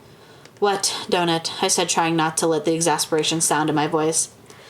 I heard what he said to you. About the 9th floor, I mean. Don't let that idiot bother you. No, not the orc. I mean Mordecai. When he told you that you should leave me when we get to that floor, I heard him. Let's worry about getting to the 3rd floor before we even think about something as far away as the 9th. We don't even know what the hell that is all about. Okay, she said, her voice small. She finally settled next to me, and she was asleep before I was. I slept through the first part of the recap episode. I awakened to find Donut sitting on the chair, her attention on the screen. She looked back at me. They haven't mentioned us yet, but they showed those guys from Africa, Le Movement. They found a city boss. It was just a see-through blob the size of a house. It killed all of them. There was one guy on the outside of where they were locked in, and now he's all alone. Everyone died except him. They showed him sitting on the ground just crying for like a minute straight. The blob looked like it was made of jello. They couldn't figure out how to hurt it. I bet fire would have worked. They didn't have much room to run around, though. The boss room was a series of tubes, like a sewer system. Christ, I said, looking up at the screen. It now showed Lucia Marr smashing a brindled Vespa into pieces with her mace. She had some sort of personal magical shield I've never noticed before. The hornet spat at her, and the white glob hit the shield, sizzling and floating in the air, a good 2 inches from the side of her head. No wonder, I grumbled. The last 10 minutes of the show were dedicated to our escape. The recap was almost identical to the one they'd shown us on the Maestro show, but with added music and better production values. They showed close-up freeze frames of the MOAB and spinning 3D renderings of the individual bombs. It showed the rage elemental tumbling into the hole and the oh shit baby exploding right next to it. We watched as the monster's health bar plummeted, almost hit 0, and then the monster dissolved. Experience denied slammed onto the screen. Hey, that wasn't fair, Donut cried. We would have killed it if it hadn't dissolved. Maybe, I said. I was suspicious about how easy it was to do damage to the elemental, considering its high level. Either my bombs were overpowered, or the monster was especially weak for its level. I suspected there was something else we were missing. The monster probably split in 2 or blew up on death or something equally horrible. It was almost as if the game was daring us to summon another one and try to kill it fair and square this time. We'd probably rocket up a dozen levels if we'd managed it. I could already think of a dozen ways to summon one and have something waiting for it, something that'd kill it for sure. Once you knew how the monster worked, it wasn't so difficult. It had to be a trap.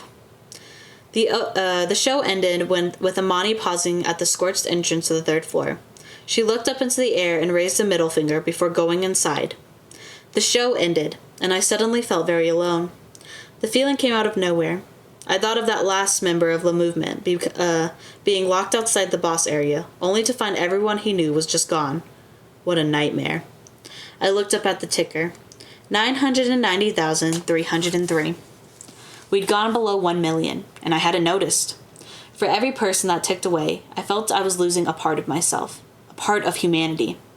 I thought of what Donut had said before we'd fallen asleep, and of the unspoken question she had asked and of the answer I hadn't given her. The announcement came, and even though I knew it was coming, the sudden booming voice surprised me. Hello, crawlers. Keep up the good work. Everything is running smoothly. Now that we've reached the halfway point of the level, game guides are now able to instruct you upon some of the intricacies regarding the 3rd floor and how the race and class selection process works. Be sure to visit your game guide prior to descending in order to make the transition more smooth. Effective immediately, any non-sapient mobs who happen upon a stairwell will not be disintegrated. Yes, we all just watched that rule get exploited on the recap episode. It was very clever and very exciting, but it's not going to happen again. The system AI has determined the proliferation of the brindled Vespas is too aggressive, and we have the number of these mobs currently in the dungeon. In addition, the damage from their spitting acid attack has been adjusted down, slightly. Please note, new brindle grubs will continue to generate upon the creation of a corpse, but each one now only has a 50% chance to proceed to the pupa stage. That's it for now. Now go out there and kill, kill, kill. The moment the announcement ended, a message popped up. Admin notice, a new tab is available in your interface. I blinked. That was unexpected. I opened up my interface, and indeed, there was a new section. Accounts. I clicked on it. There was only one item. Creator's fee. Carl's Jugaboom. Royalty, 1 gold coin per kill. Current kills, 4. There was a button. Cash out now. Below that was a very small line that I could barely read. There was no way to zoom in. I had to squint to read it. Count updates 1 daily. 2 gold coins plus 25% deposit fee. Rounded up, deducted upon cash out. Funds not deposited are subject to forfeiture upon death. 25%, I said. Highway robbery. If I cashed out now, I'd only receive a single gold coin. If I'd had 5 coins, I'd still only receive 1 coin because they round the fee up. What? Donut asked. I waved my hand. It's nothing. I'll explain later. Let's get going. Are we running? Is that what we're doing? Hiding from Frank Q and Maggie Mai? No, I said. That was my first instinct, but now I've slept on it. I've changed my mind. That woman is hell-bent on hunting us down, and we're going to have to deal with it sooner rather than later. I don't know if they're coming now or not. I'd much rather be ready for that than have her sneak up behind us. But how can we do that? They can track us and go invisible, and we can't do either of those. Her invisibility is not nearly as powerful as I first thought. We'll need to take out the local neighborhood boss and get that map. It'll make our lives much easier. Warning, you may not wield your weapons while in the presence of admins. Any attempted violence against an admin will result in your immediate execution. Shit, I said, looking up at the ceiling. Mukta is coming. Pop! Water splashed over my feet, and a familiar armored Kuitan appeared. My interface snapped off. Zev! Donut cried. Where were you? I was worried. Hello, Carl. Hello, Princess Donut. I'm here for your show debriefing. Are you okay? Donut asked. Yes, thank you, Zev said. I was censored by the system AI. I was given a suspension because the system determined that I had cheated by warning you of the rage elemental before it appeared. My representative appealed the decision on my behalf, and upon further review, it was determined that you'd noticed the man urinating simultaneously with my exclamation. So the censure was removed from my record. She sighed, filling her mask with bubbles. But even though my record is technically clean, it's not really. Once the AI notices you, it's difficult to get it to unnotice you. So I have to be extra careful from now on. Are we in trouble? Donut asked. That orc guy was really mean to Carl. No, Zev said. It was improper for you to attempt to disengage from the interview, but the Bourne Corporation wishes to commend you for showing proper respect to the organization. They're actually quite pleased with you right now. Oh, yes, have a good night, Sharp. Thanks for popping in. Hopefully your doctor appointment goes well. You have a good night. Commend us, I said. Really? Proper respect? The thought of giving respect to anything Bourne did made me sick. Anyone who mistook fear for respect was a fool. The politics regarding all of this is too complicated to even begin to explain. However, that particular production, while technically private, is owned and operated by a prince of a faction that is allied with another faction that is at odds with the Bourne system. All of it would make your head spin if I were to explain it to you.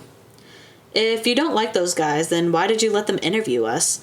That show is awful, Zev. It's almost as cruel as the game itself, I almost said. It's abusive.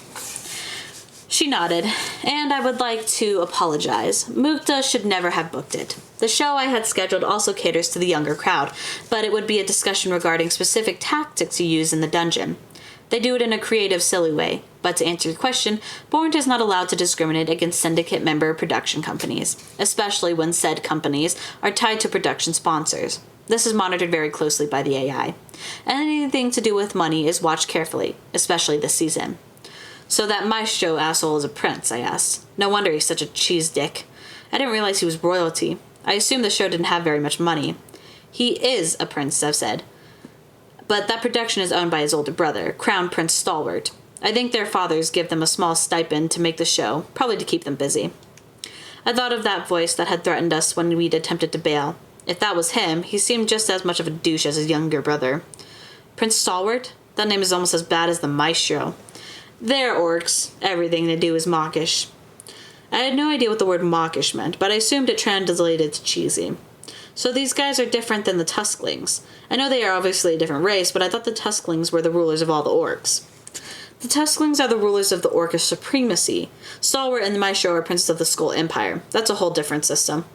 If the Orcish supremacy is a child with the lemonade stand, the Skull Empire is the Walmart Corporation. It's one of the largest and oldest syndicate governments.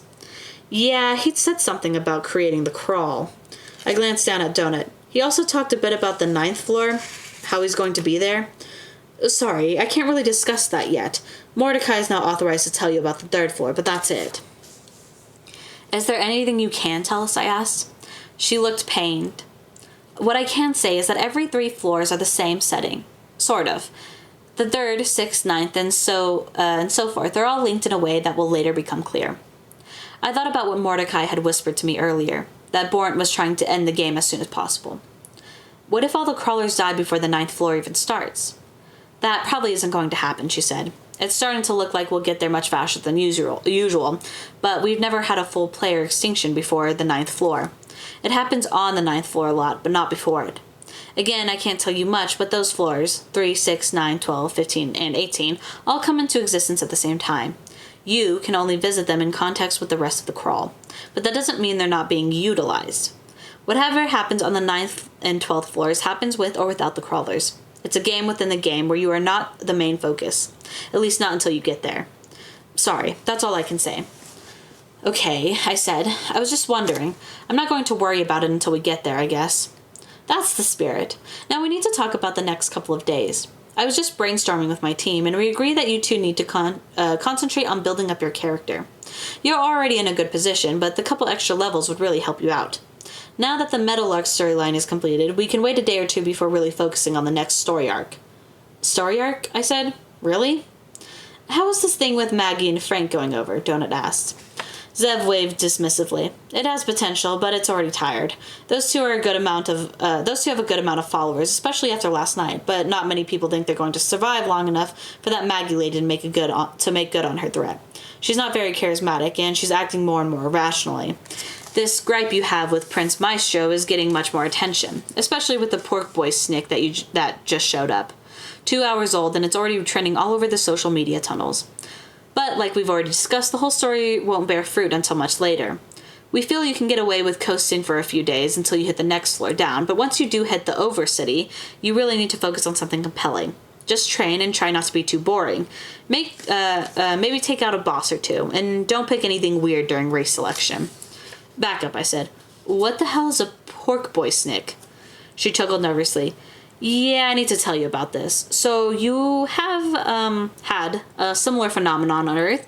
Are you familiar with the concept of fan fiction? Wait, what's that? Donut asked.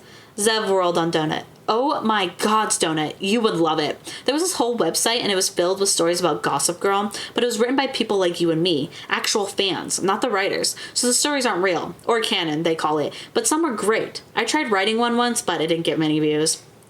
That sounds like the greatest thing in the world, Donut said. You can make it so the show never ends. Wait, people are writing stories about us? Me and Carl? Yeah, so Snick is kind of like fan fiction, but it's a video, so it's like a fan fiction movie. You can experience the scene from any of the characters' points of view, or you can just watch it. This particular video is short, and a little, what's the word? Explicit? What was in the video? Donut asked. What do you mean by explicit? Was I in it?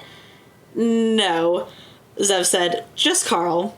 Carl and Maestro. And let's just say Carl has the upper hand during the scene. Fuck, I forgot about this part. I said. I tried to think of something to say, but I couldn't think of anything. Who made it? So that's the interesting part. It's a bit of a mystery. It showed up just a few hours after your interview. Nobody knows where it came from, but it went very viral, very fast. The quality is flawless. In fact, it came out so fast, some people think it's real. It's not, right? Are you asking me if I fucked the orc? Wait, it's a sex tape? With Carl and Maestro? Donut said. She practically fell off her chair laughing, and I thought it was going to be a bog witch that finally stole his heart. It is a little funny, Zev said, but the Skull Empire probably isn't going to find it amusing. They haven't reacted yet, at least not officially. They're not known for their measured responses to insults. Is it an insult, though? I asked. I'm not gay, but does it matter? The Testlings seem to be very open with, weird stuff. Do people really care? It's not that, Zev said. You're right, most wouldn't care, but this is a Prince of the Skull Empire, and that video is both graphic and humiliating. You two say things to each other. Can we watch it? Donut asked. I want to watch it. That sort of thing has to happen all the time, I said. That prince is such a cock-womble. I can't imagine the intergalactic internet isn't filled with stuff like that. Oh, it is. This is different. The quality is so good, and it is just everywhere right now. Everyone is calling the prince Pork Boy and Carl's naughty little piggy. You have to watch the video. Anyway, if the Skull Empire demands people stop calling him that, it's going to be just like the Mudskipper thing all over again. In the past hour, your appearance fee has doubled. You're now equal with Lucia Marr. The fact that this has happened at the expense of the Skull Empire has made the party very happy with you. Oh shit, I said, any sense of amusement fleeing. The last thing we need is more giant sponsors gunning for us. Any interview we do, they're just going to ask me about it, and I can't tell you right now. And I can tell you right now, there's nothing I'm willing to say to make those assholes hate me less. There's no such thing as bad publicity, Zev said. Bourne's official stance on this is that as long as you do not disparage the company, the party, or the syndicate itself, any opinion you air about other governments will not be met with any sort of punitive action. Besides, there's not much the other government can do to you. Not until the 6th floor. Or if they spring for a deity sponsorship this season. But anyway, don't worry about anything happening outside your floor. That's my job. Now I gotta get going. Your next scheduled appearance is on Odette's show. In the meantime, I'll be available on chat. Bye to both of you. A moment later, she popped away, splashing water all over the floor. I'm glad she's okay, Donut said. I feel bad we got her in trouble. I barely heard her. I stopped thinking about the video. The Skull Empire government had to know how much of an asshole that prince was. Plus, they couldn't blame me for something I didn't make, could they? My HUD snapped back on. The first thing I noticed was that my followers had increased significantly in the past hour. With the combination of the recap episode and the stupid video, that feeling of loneliness I'd felt earlier was all but gone. I now felt like a bug under a microscope. I wondered how many people really thought that the Snick was real. I always wondered that about conspiracy theorists. I always suspected most of them were just trolling. Surely the real number couldn't be very many. Carl, darling, I can't believe you hooked up with that guy, Donut said loudly. She pushed shut the door, heading out of the room. He sure squealed a lot, though. Her laughter trailed off into the hallway. God damn it, Donut, I cried. That was the end of chapter 44. I'm not gonna lie, I kind of forgot about that. I forgot about that part. And as I was reading, I was like, oh. But and so... They really put an emphasis on how good the production of the Snick was, the Snick video. And I remember when I first read it, I was like, I can kind of connect a few dots here, but I'm not sure if that's gonna be it. I can't remember if I was right or not, but sounds like that, yeah.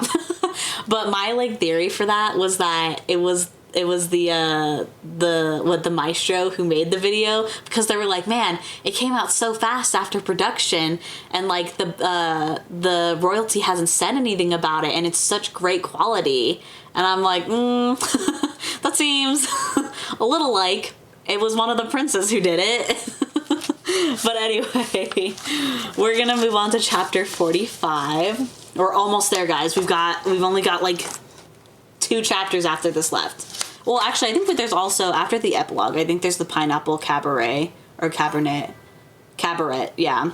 I don't know if we'll read that. It's like an extra story at the end. You know what? I feel like it would be the brother who did it. Because that was one of my theories. I was like, oh, okay, maybe it was the brother trying to make fun of his, little brother or some shit. Let me take a sip of my drink.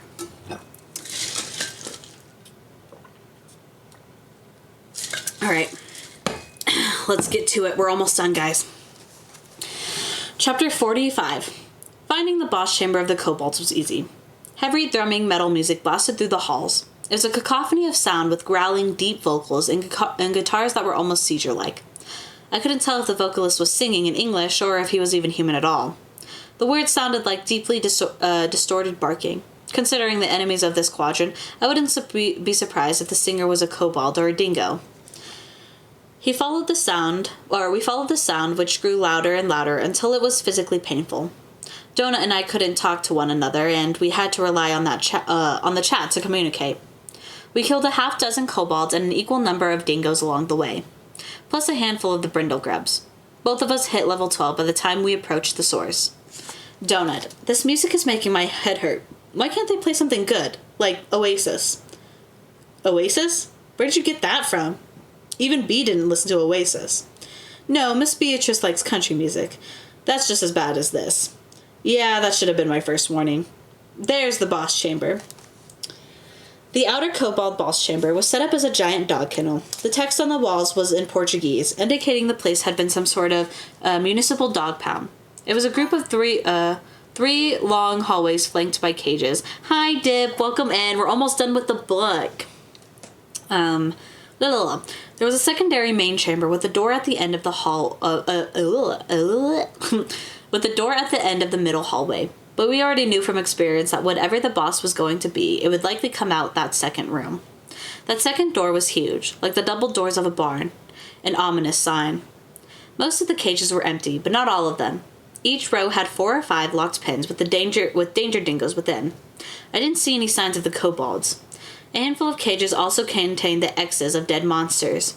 Here, in this context, the large dingoes looked especially dog-like, and I suddenly felt an uneasy sympathy for them. The monsters didn't bark or attack the cages as we passed by them. They sat there, curled up, looking pitiful. Their dots, however, remained red on the mini-map. Should we kill them? We should probably kill them. It would be easy, free experience, and I knew once that the boss chamber opened, these doors would likely also open. But it felt wrong. I remember Mordecai's advice regarding the boss rooms.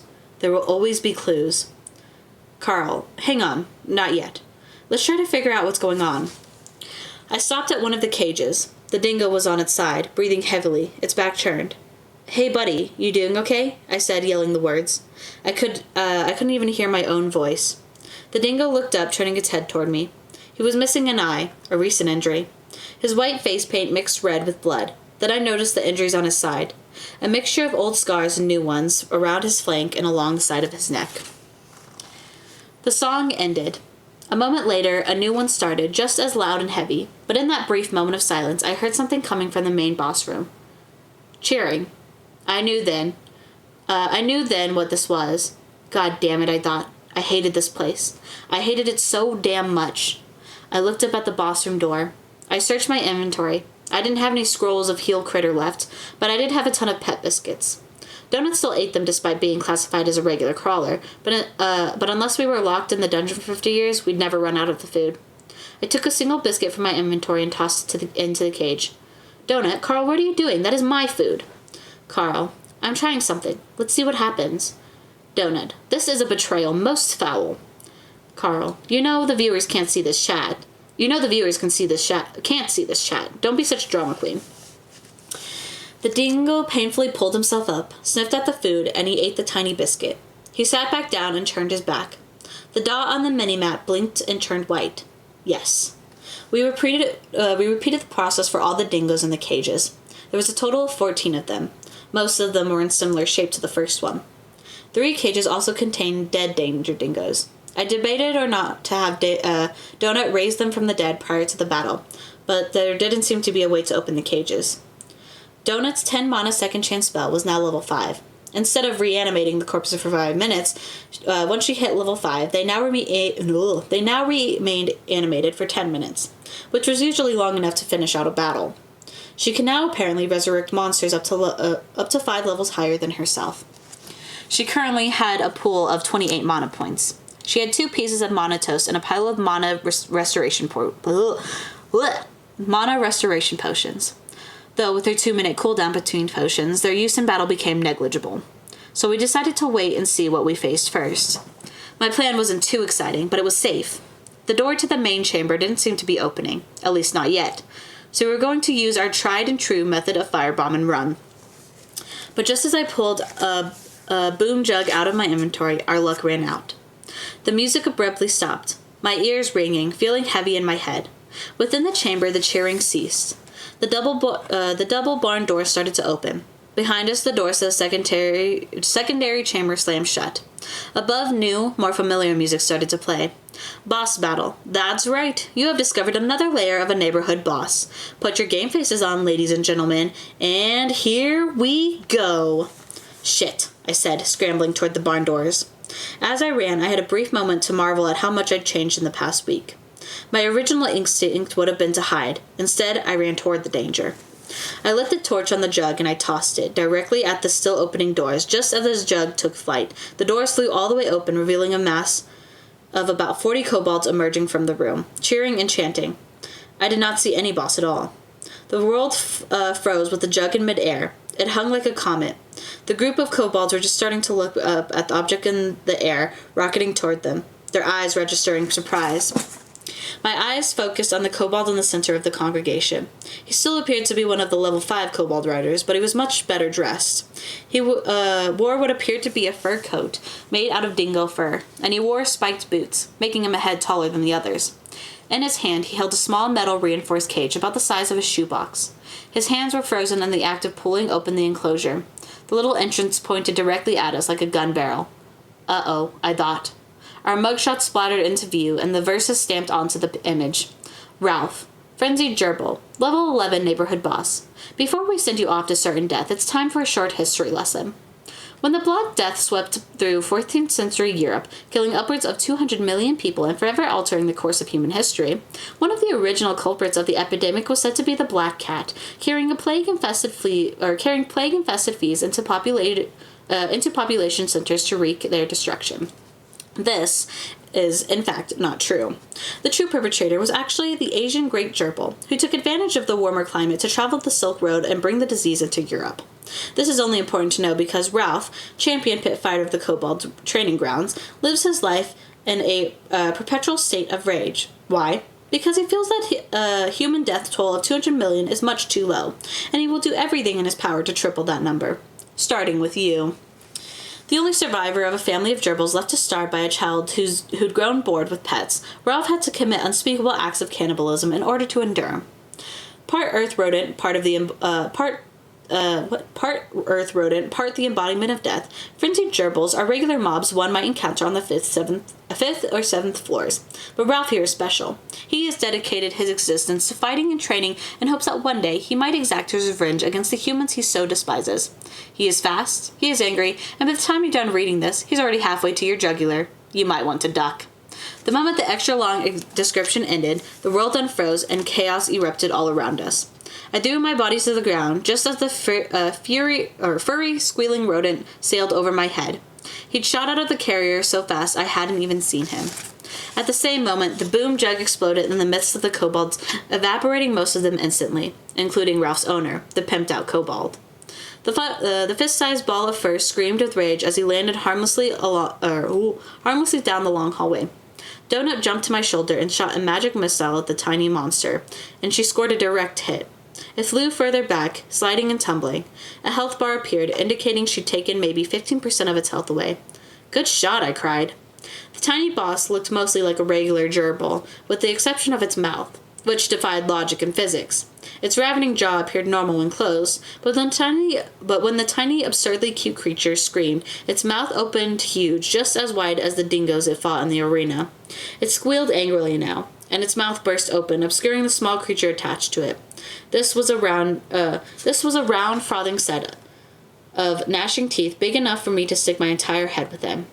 "All right, then," I said, standing to my full height as the creature snarled at us and prepared to charge again. "Carl, I can't help but think this boss has been placed here for a very specific purpose," Donut said. She shot at it again with a magic missile, but this one missed. The gerbil squealed and jumped back. "What do you mean?" I asked.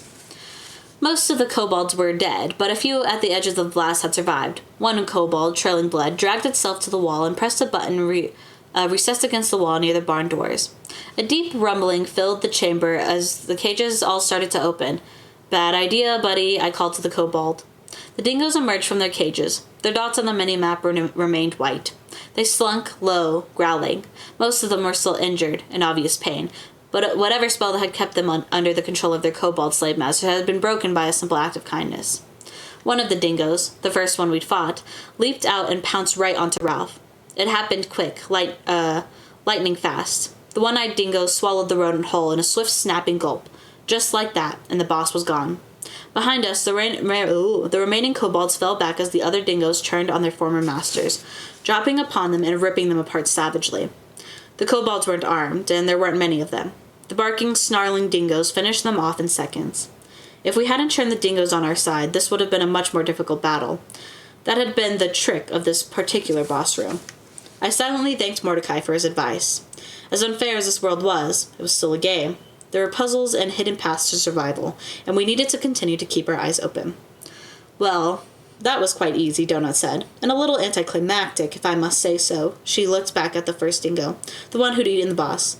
I guess I was wrong. I looked about the room. The kobolds were all dead. From the main boss chamber, the sound of multiple unknown creatures started to howl and shrill and yip. They weren't particularly loud or menacing sounds, but I could barely hear them over the background music.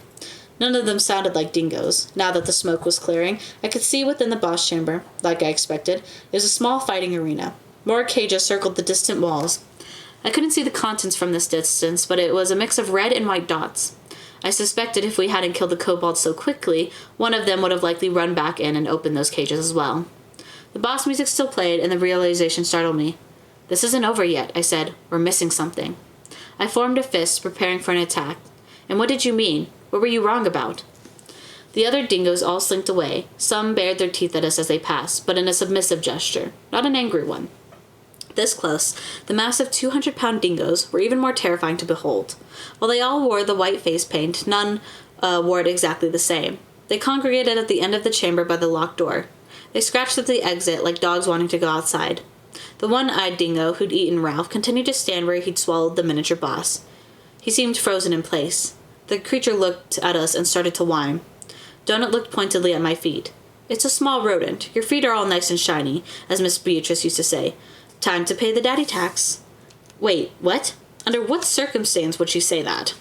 At that moment, the dingo's head exploded. The creature looked at us, cocked its head to the side, and then boom. Red and white gore splattered everywhere. The still alive gerbil burst forth, flying directly at my throat. It was halfway across the room before the poor headless dingo hit the ground. The tiny furry rocket squealed. I'd been ready. I Mike Tysoned it with all my strength. The gerbil bounced off the floor with a sickening crunch, sliding until it hit the edge of a cage. Its health was suddenly in deep red. It had stunned over its head with a 15-second timer. My gauntlet only had a 2% chance to inflict stun on monsters.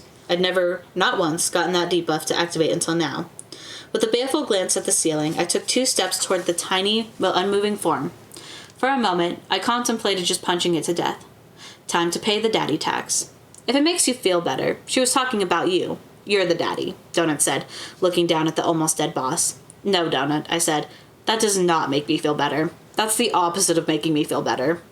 I placed my bare right foot upon the small monster. Sorry, Ralph, I said.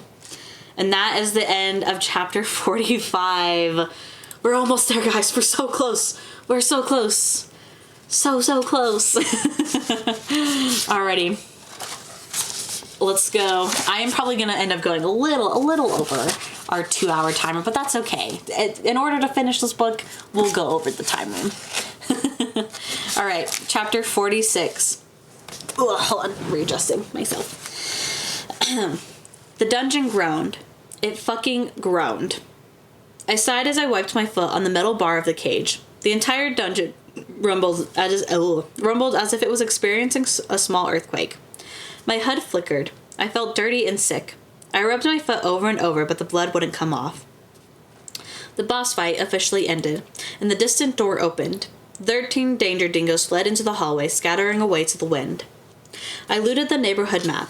Dozens of red dots filled the hallways. These were newly generated brindle grubs. I watched as the white dots of the dingoes continued to run toward the main artery hall, snatching up and killing the grubs they passed. The dingoes, as a pack, hit the main passage and their dots disappeared. I wonder what would happen if they ran across another group of crawlers. Probably nothing good. At least not for the crawlers. Either way, they wouldn't bother us again. Let's see what's in this main room, I said. We stepped over the slagged, still smoldering remains of the kobolds. Most of their bodies had been destroyed.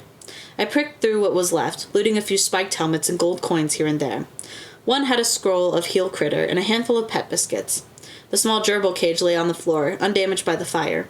I tossed it into my inventory. The kobold who'd pressed the button to open the cages also had a key. I examined its properties. Master Pen Key opens the individual cages of both the fighters and the bait animals within the kobold fighting pits. This key is magically attuned to the kobold race. If you are not a kobold, an attempt to use this key would only work once before breaking. Choose wisely.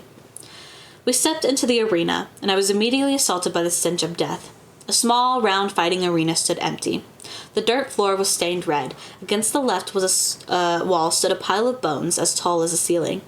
Several dozen chairs made of hardened wood circled the arena. I picked them up and looted them all before approaching the line of cages against the back of the chamber. The moment we approached the cages, each filled with a different type of monster, 2 achievements popped up. New achievement. I'll take the ceramic Dalmatian, Pat. You have discovered a reward room. Scattered throughout the dungeon, reward rooms offer crawlers items generally not available within loot boxes. Most reward rooms only allow one choice, so if you're in a party of multiple people, tell them I said you should get the prize, not them. Reward. Don't be a greedy bitch. The goddamn room is the reward. Not a award. New achievement. Menagerie. You have discovered a pet reward room. From caterpillars who secrete vodka to basilisks who can turn mobs into stone, a good pet can make the difference between survival and the end of the road. Just remember what happened with Harambe. There ain't no zookeepers around to shoot the monster's ass if you bite off more than you can chew. Reward. You have a key. It opens only one cage. Figure it out, Einstein. Well, shit, I said, looking over the choices. I guess we're getting a pet. I get to pick, Donut said. The thing said it was my prize. Yeah, Donut. It said the same thing to both of us. It's trying to get us to fight. Really? Well, that was mean. She gasped as she noticed the very last cage. Carl, give me the key. There was a line of 10 cages. None of the creatures looked particularly impressive, but then again, that gerbil hadn't looked too impressive either. Still, I suspected since this was only the second floor and the first of these creatures' rooms we'd come across, none of these guys were super rare or valuable. I was hesitant about this. In most games I'd played, you could have one pet at a time. Would that be the case here? If so, how hard was it to give up the pet? I had no idea. The first animal was a parrot thing with a long beak, and it was easily the loudest thing here. Its dot was red. I examined it, but the system didn't give me any info other than its name. Juvenile Rivenwing. Next was a green slime. Then a rat. Then a meatball with 2 legs and a mohawk called Tummy Acre. Of the first 4, only the slime and the rat had white dots. A row of equally pitiful animals followed, looking up at us, including a white-tagged brindle grub. I thought of those massive, deadly, brindled Vespas and thought maybe that'd be a good choice. But Donut only had eyes on the last cage. It was a chicken dinosaur thing, with pink downy feathers. The monster cooed up at the cat, making a chirping noise. The thing looked pitiful. I immediately saw why Donut liked it. It landed firmly in the "it's so damn ugly, it's cute" category. It was probably 7 inches tall. It stood on 2 legs and cocked its head at me. The damn thing looked like a raw piece of chicken with a few random pink-hued feathers attached to it. It had 2 tiny forearms instead of wings and a long serpentine tail. It squawked, opening its beaked mouth, revealing a row of sharp, tiny teeth. It was called Mongoliensis. I'm totally butchering that. It's fine. It was also red tagged. Is it a boy or a girl? Donut asked. How can I tell? If it's a boy, I'm going to call him Mongo. The chicken thing chirped at Donut. If it's a girl, I'm going to call her Sissy. It looks like dinner, I said. I think we should get the brindle grub. Give it a pet biscuit, Donut said. See if its dot changes to white. I sighed and pulled a pet biscuit out. I tried to toss it into the cage, but a blue force field appeared, blocking the treat. The chicken cried in outrage and slammed its head against the bars. All up and down the row, all the creatures started squealing and squawking. If we were going to get a pet, I knew it would be for the best to let Donut have the creature. I didn't know for certain what attribute counted the most toward keeping it happy and not murdering us in our sleep, but I imagined charisma had a major role, and maybe strength. Donut outranked me in both. I weighed whether or not I should attempt to overrule her. If it's a girl, we can get her a little dress, and she can sit on my shoulder when we do interviews. Can't you just see it? I'll be like Paris Hilton with Tinkerbell. Donut, I said. I really think... Warning. The cages will permanently close in 30 seconds. Translation. Hurry the hell up. Carl, quick, please, please, please. I'll never ask for anything ever again, I promise. I sighed. It's going to attack us. I'll grab it and you try feeding it. I took the key and I jammed it into the lock of the Mongoliensis cage. I cracked the door and the little bastard shot out. I grasped it in both hands. It started thrashing and attempting to bite me. The thing barely weighed anything at all. I had to sit on the ground while Donut pulled a few pet biscuits from her inventory. They appeared on the ground in front of the thing. It continued to fight me, but it slowed down, eyeing the food. I eased my double-handed grip enough for it to pick at the food like a chicken. It took a few bites, then squawked. The dot remained red. Carl, it's a boy. It's okay, Mongo. I'm sorry I said I'd put you in a dress. We'll get you a nice little bow tie. Would you like that? The creature snapped forward and bit Donut directly on the nose. She squealed in pain. Bad, bad Mongo. The baby dinosaur, still in my grip, started screaming back at the cat while I tried to keep myself from falling over with laughter. Donut hissed and swatted it lightly on the head. The small monster squealed indignantly and snapped again at her face. I examined the creature's properties. Male Mongoliensis, level 1. This is a pet class mob. This pet has not yet bonded with a crawler. The stubborn and hot-headed Mongolese is not the type of pet to ever be tamed. The best one can hope for is mutual respect, and even then they still might try to eat you if the fancy strikes them. While especially powerful, fast, and vicious when they are fully grown at level 15, getting them to level 15 is about as likely as a cheerleader from West Virginia reaching her 18th birthday as a virgin. They will immediately attack any mobs they see. They will fight to the death. Good luck.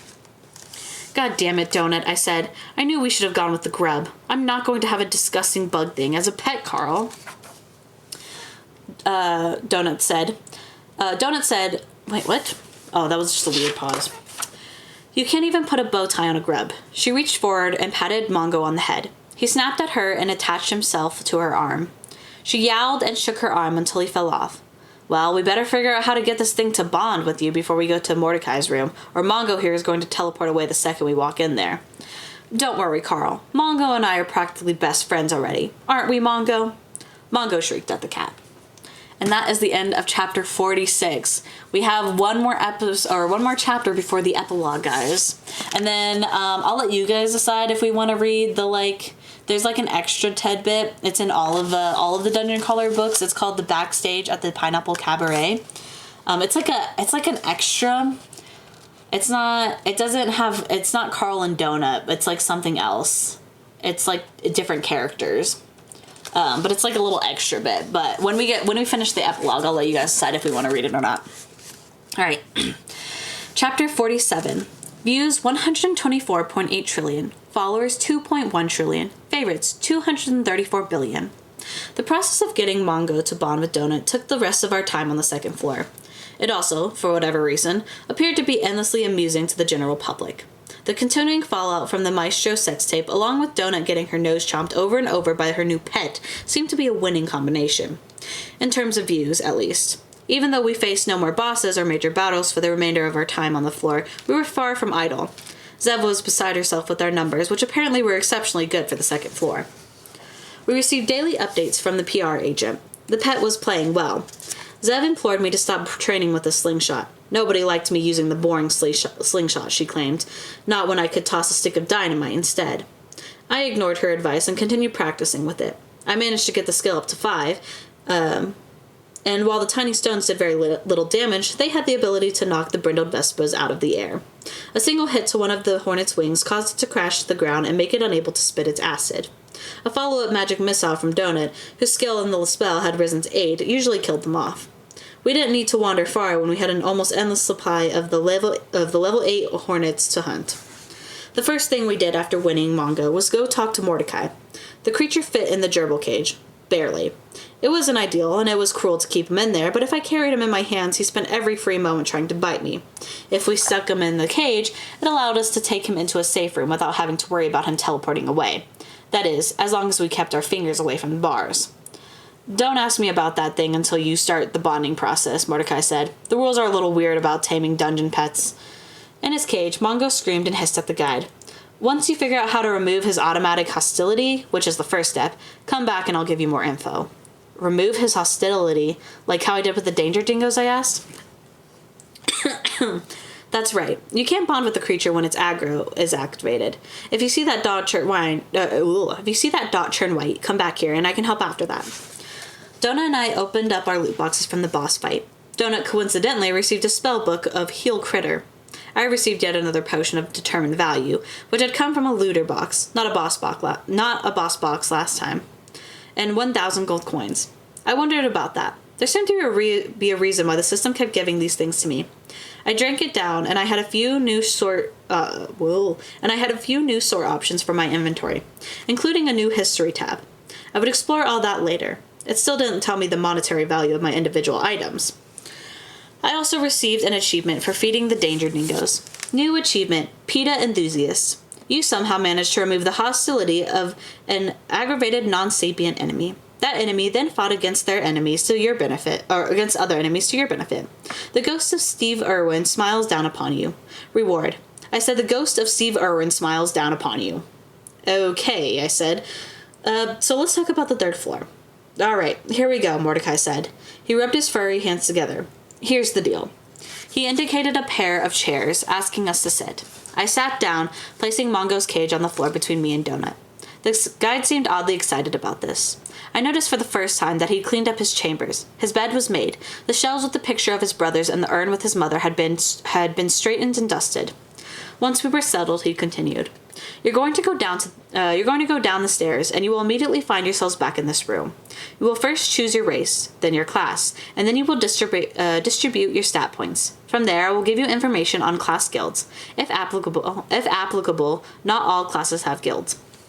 How many choices will there be for race? I asked. A lot. It is unique every season, and both of you will have a different pool of choices. The class choices will depend on your racial choice.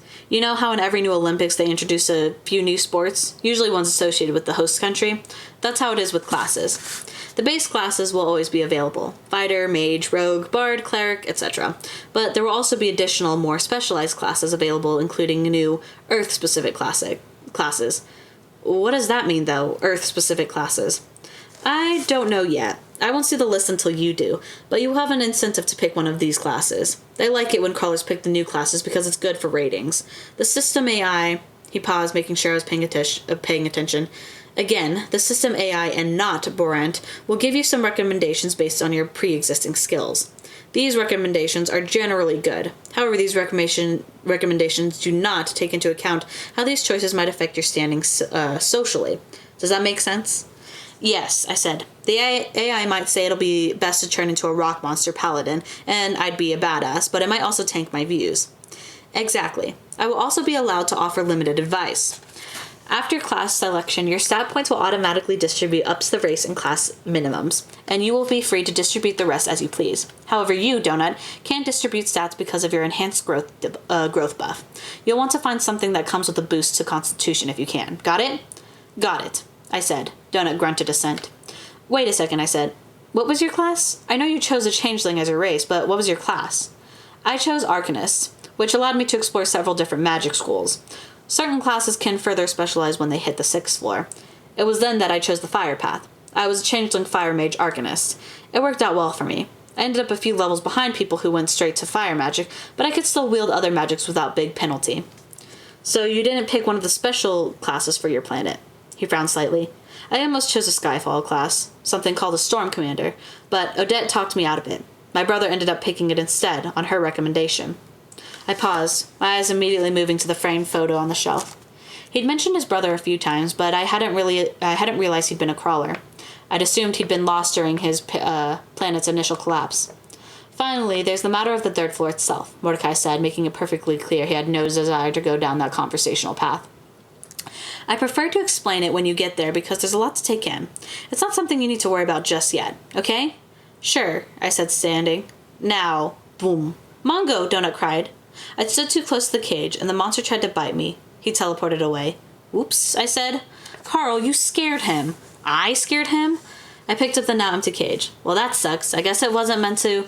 Donut bolted out the door, yelling, Mongo! Mongo! God damn it, Donut, I cried, running after the cat. Don't go out there alone. We eventually found the thing huddled in the main hall, crying like a baby, squawking at the top of his little chicken lungs. There you are, you're going to get lost. Don't wander like that, Donut cried out of breath. The dinosaur looked up. The little shit looked like he'd been crying. His beady reptilian eyes grew giant when he saw us.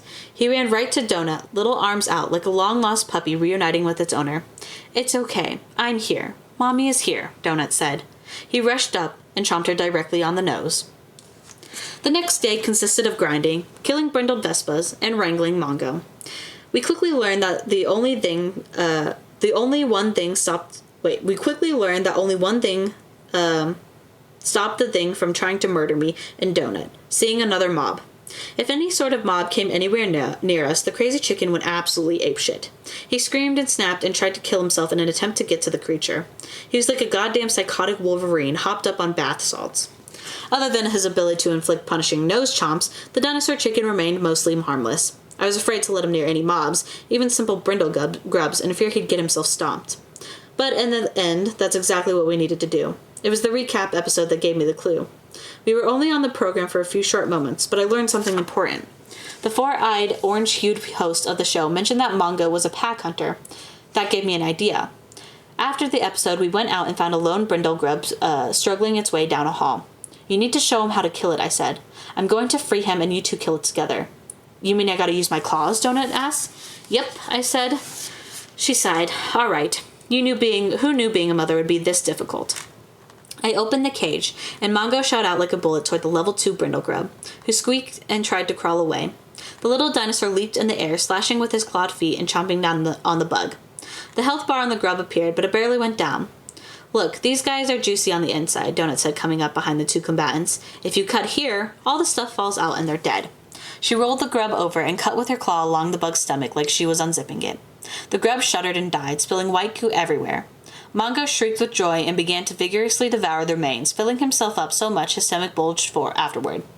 The little dinosaur puked on the floor and then ate that too. Christ, that's disgusting, I said.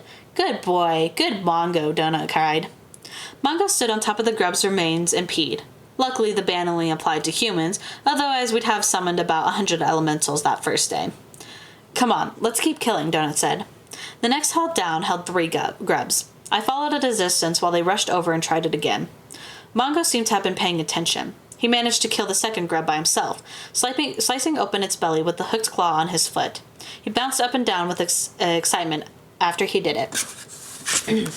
By the time he'd finished off all 3 grubs, Mongo's dot turned from red to white. He still wasn't bonded to Donut, but he no longer attacked us. Actually, that wasn't true. He still attacked, but not as much. We didn't need the cage anymore. He followed us on foot. Sometimes running ahead, sometimes hopping sideways and lagging behind. If we approached an unknown mob, I had to stick him back in the cage, however. He did not like that one bit. Despite killing a dozen grubs, he remained at level 1. We decided it was time to go back to Mordecai. So pets, Mordecai said after we returned to the guild. I'm limited in what I can tell you at this point, but I can now reveal you're on the right track. Keep doing what you're doing. That's the good news. The bad news is you need to hurry. If he's not bonded by the time the floor collapses, you won't be able to bring him with you. We had barely 40 hours left. Oh no, Donut cried. Carl, we need to get back out there. Just a minute, I said. I have a couple pet questions. Can we have more than one? It depends, he said. There are multiple types of pets. The quick answer is no. You generally can't have more than one. But there are a lot of exceptions. Some classes and some races allow for crawlers to have multiple pets. Also, if you have an especially high charisma like Donut, you can also have multiples of certain types of pets. Also, pets with crawler IDs don't count toward that number. So if Donut had still been classified as a pet, you'd have been able to bond with another. Crawler pets and dungeon familiars are actually a different sort of thing. That's why that Lucia Marr kid can have those 2 dogs without any issues. There's also this one lady who brought like 15 goats in with her. She's still alive, and so are the goats. It's bizarre. There's this one show that is obsessed with her. Why isn't he leveling up? I asked. It's like he's not getting any experience at all. Mordecai nodded. Pet class mobs are a little different. You got him from a treasure room, but it's the same as if you'd purchased him from a shop. Mobs that start out as pet class will always be level 1, regardless of what they usually are when you find them. In the dungeon. And they'll stay level 1 until they're bonded. Only then will they start to level. Once they do start gaining experience, though they will grow rapidly, he'll get physically more mature each level up. The description says he's fully grown at level 15. Is that as high as he can go? I asked Oh no, Mordecai said. Not even close. He just won't get physically bigger after that. How big will he get? Donut asked, looking down at the chicken who was running in circles around Mordecai's room, shrieking. I can't tell you, he said, but that little cage you've been using isn't going to work for much longer. You need to do more than just bond with him. You need to teach him restraint, or he is going to die, and he might just take you down with him if he aggravates the wrong mob. Any attempt at stealth is out the window until he learns to behave himself. Mongo responded by running up to Mordecai and leap attacking his leg. It took us a good bit to find where he teleported to. He'd entered the hallway across from our current quadrant and was in the process of wrangling with one of those level 3 cow-tailed brindle grubs. He didn't quite yet have the chops to take one of those things out on his own, but the ferocious little dino was doing an admirable job of dodging the grub's tail swipes. We spent the next several hours trying to train him with dog commands. Attack and come and even lie down worked really well. Stay was another story. Donut was surprisingly patient during this time. It turned out Mongo was very food motivated, and he loved pet biscuits, which made him easier to train. After a full day, we managed to keep him from just outright charging every time he saw something. He'd snarl and squawk and hop up and down, but he wouldn't plunge headfirst into battle until Donut said the command, which had somehow evolved from attack to sick 'em. When the timer was down to 10 hours, we had to start carving our way toward the stairwell. We didn't have a choice. Mongo still hadn't officially bonded with Donut, and I was getting pretty worried it wasn't going to happen. We were now exclusively fighting brindled Vespas. Despite the dungeon having the number of hornets in the dungeon, they were still everywhere. The mobs gave a decent amount of experience, and we both hit level 13. Out of desperation, we finally allowed Mongo to participate in the fights. If there was more than a couple hornets in a hallway, we didn't fuck around. I tossed in an explosive, but if there was only one or two, I grounded them with my slingshot. And Donut hit them with magic missiles. Sometimes a single missile wasn't enough to kill them. That's when we'd send Mongo in to enthusiastically finish them off. The little beast was getting good at using his claws to rip open the thorax of the downed bugs. In the hallway, just outside the stair chamber, the same hallway we'd run through a few days earlier during our fight with the Rage Elemental, Mongo rushed in to finish off a hornet monster. The Vespa grabbed at Mongo with his human-like hand, capturing the small creature. The mob had been mostly dead, but apparently not dead enough. It lifted the screaming and struggling chicken into the air and moved to toss him into its enormous toothed mouth. Put Mongo down, Donut screamed, flying across the hallway and slashing at the bug. I'd never seen her move that fast. She decapitated the monster with a quick slash, and all three of them fell into a heap on the ground. Carl, something happened, Donut said a minute later. I see that, I said, walking up. I felt an odd combination of relief and dread. It finally worked. Congratulations. On the mini-map, Mongo's dot had turned from white to orange. Wait, I can officially name him now, she said. I have a new menu and everything. Mongo the Mongolanese, level 1, pet of the Grand Champion Best in Dungeon Princess Donut, has joined the party. Mongo's title has been changed to Royal Steed. We did it, Donut cried, hopping up and down. We tamed Mongo. Mongo also jumped up and down next to the cat. He squawked with delight, waving his little arms. And then he bit Donut right on the nose. So, with 7 hours left, one before the recommended time to descend, we camped out in the room with the stairs. I sat on the ground playing with my minis while Donut and Mongo ran in circles around the large chamber, playing energetically. Donut was instructing Mongo on the art of pouncing. I watched, smiling. My heart felt heavy as I watched them. What would the next floor hold? How much longer could we survive? I thought of Mordecai and his brother, of that time we'd caught Mordecai unawares. He'd been drunk, holding on to that framed picture.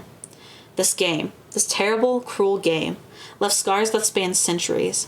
I thought of the cheering crowds watching this all from the safety of their homes. You will not break me. Fuck you all. You will not break me.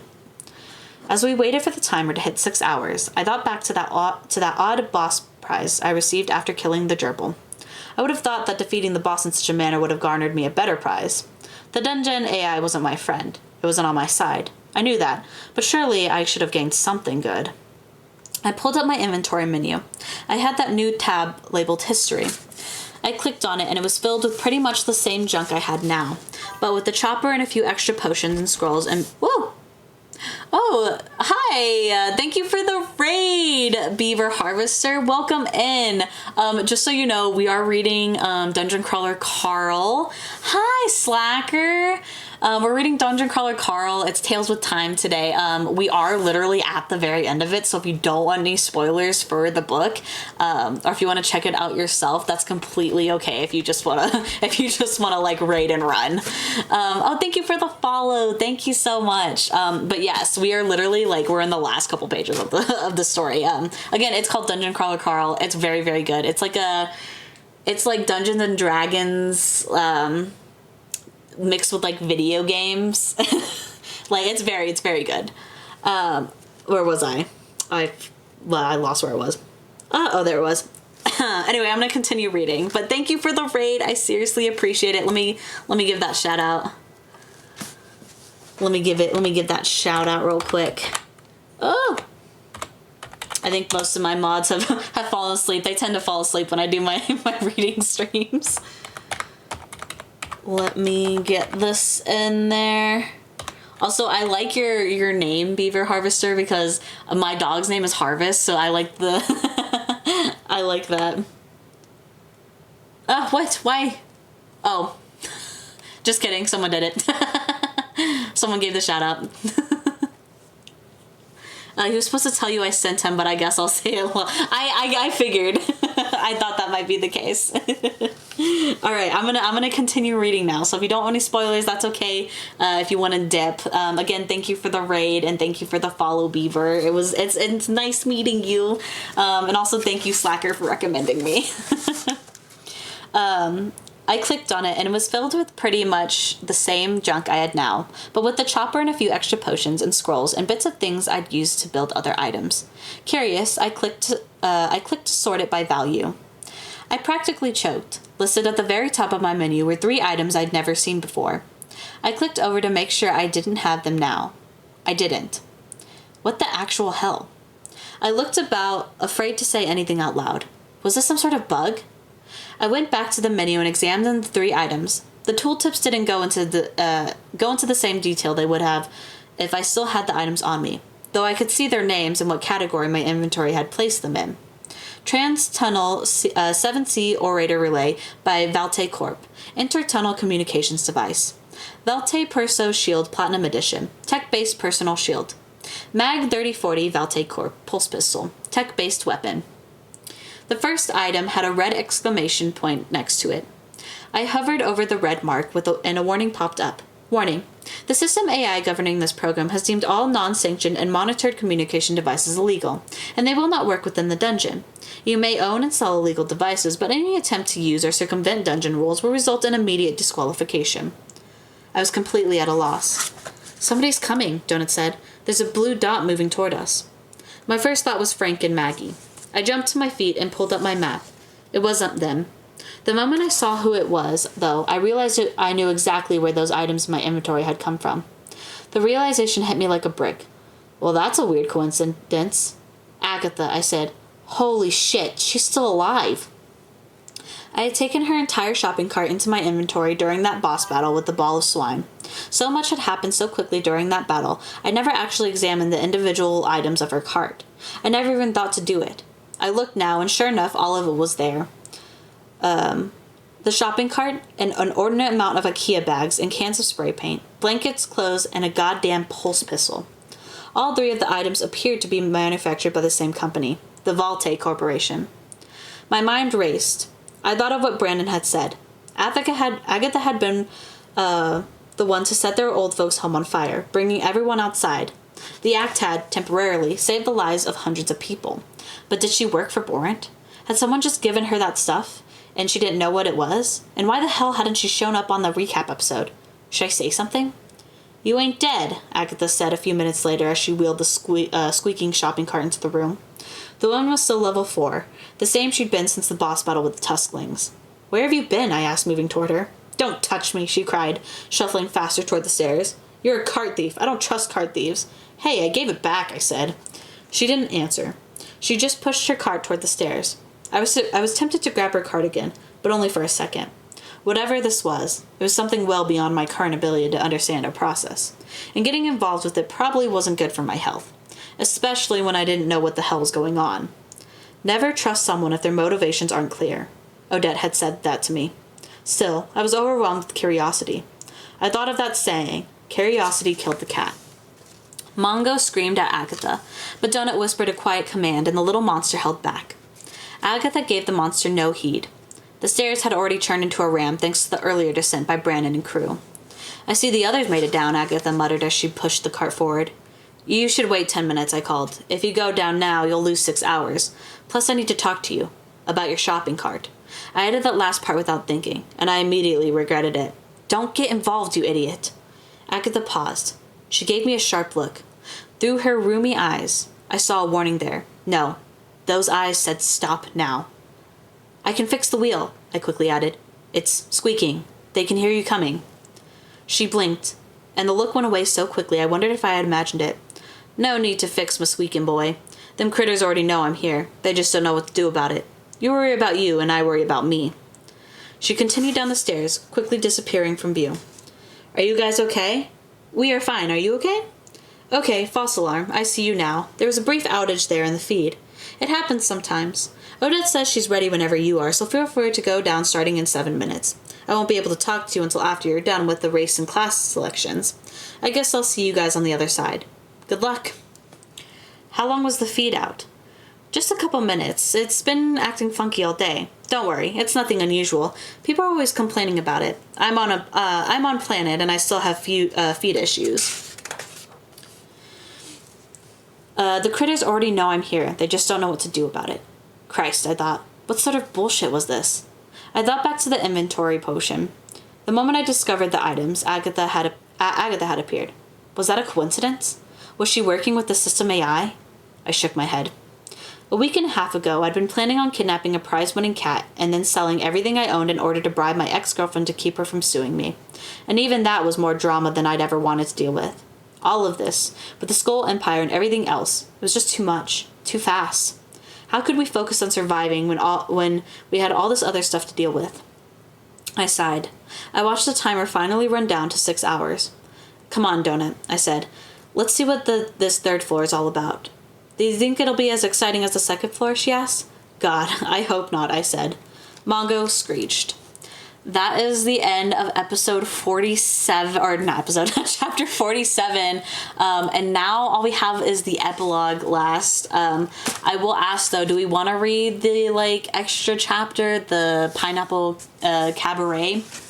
While I'm reading, you guys can decide, and I'll ask again at the very end. If not, we don't have to read it because it's in the same dungeon as Carl and Donut, but it's not Carl and Donut's perspective. It's different people. All right, the epilogue. You do realize that thing is going to get you killed, right? Odette asked after the conclusion of her show. Donut was currently chasing Mongo around the studio. The little dinosaur kept running headfirst into the invisible wall and screaming. Lexus, Odette's production assistant, had given the small monster a bow tie to wear on the show, and he'd practically bitten off her finger.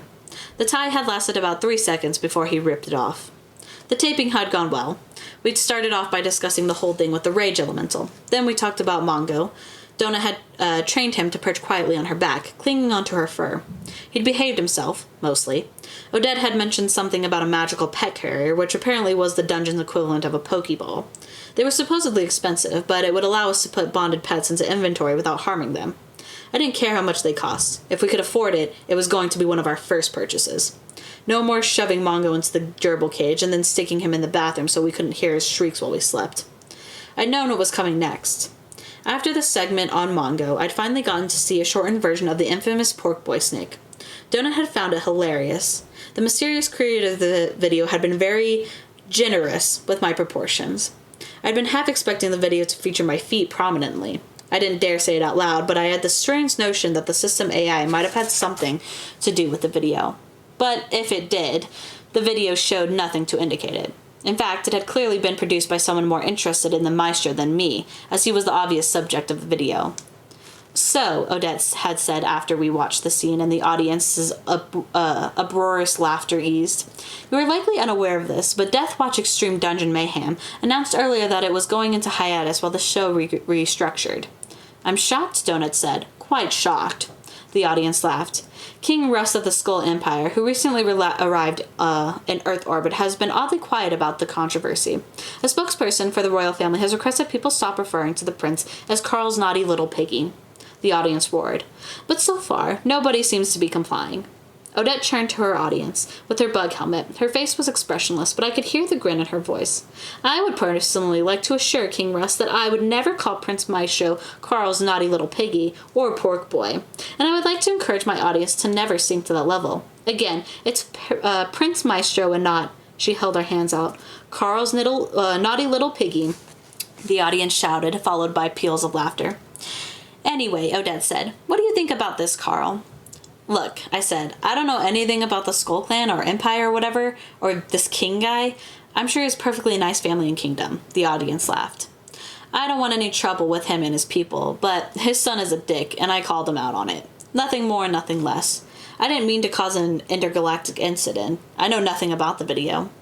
So, to be clear, it is a nick, Odette asked. A lot of people seem to believe it's real.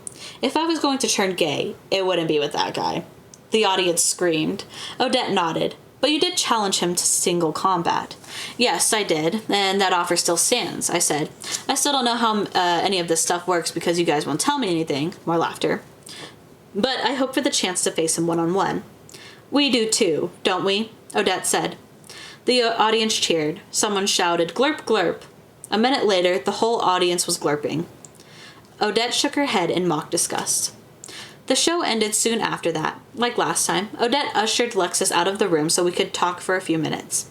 Is it worth it? I asked, indicating the pet. If he lives, I mean. You should have picked the tummy acre, Odette said. The little round guy with the mohawk. They're very friendly and easy to work with. Plus, they're rare and people love them. Once they're fully grown, they're one of the best melee tanks in the game. But your Mongo is a solid choice. If you can keep him alive, he will be a vicious fighter. So, I said, I gave your message to Mordecai. He wasn't too pleased with the idea of working for you. She nodded sadly. I saw. I watched you tell him. He had a few additional choice words for me after you left. He'll come around. Tell him I understand his feelings on the matter, and I would love for the opportunity to explain myself. What happened between you two? I asked. We don't have time to go into it, Odette said, but the short answer is I pushed him too hard, and he paid dearly for it. Anyway, you're about to hit the all-important 3rd floor. She asked me on air if I knew I was going to if I knew what I was going to do, and I'd answered truthfully. I had no idea what was going to happen. Donut had lied and said she had it all planned out. Do you really not know what you're going to do? I don't even know what my choices are going to be, I said. How can I decide? She nodded.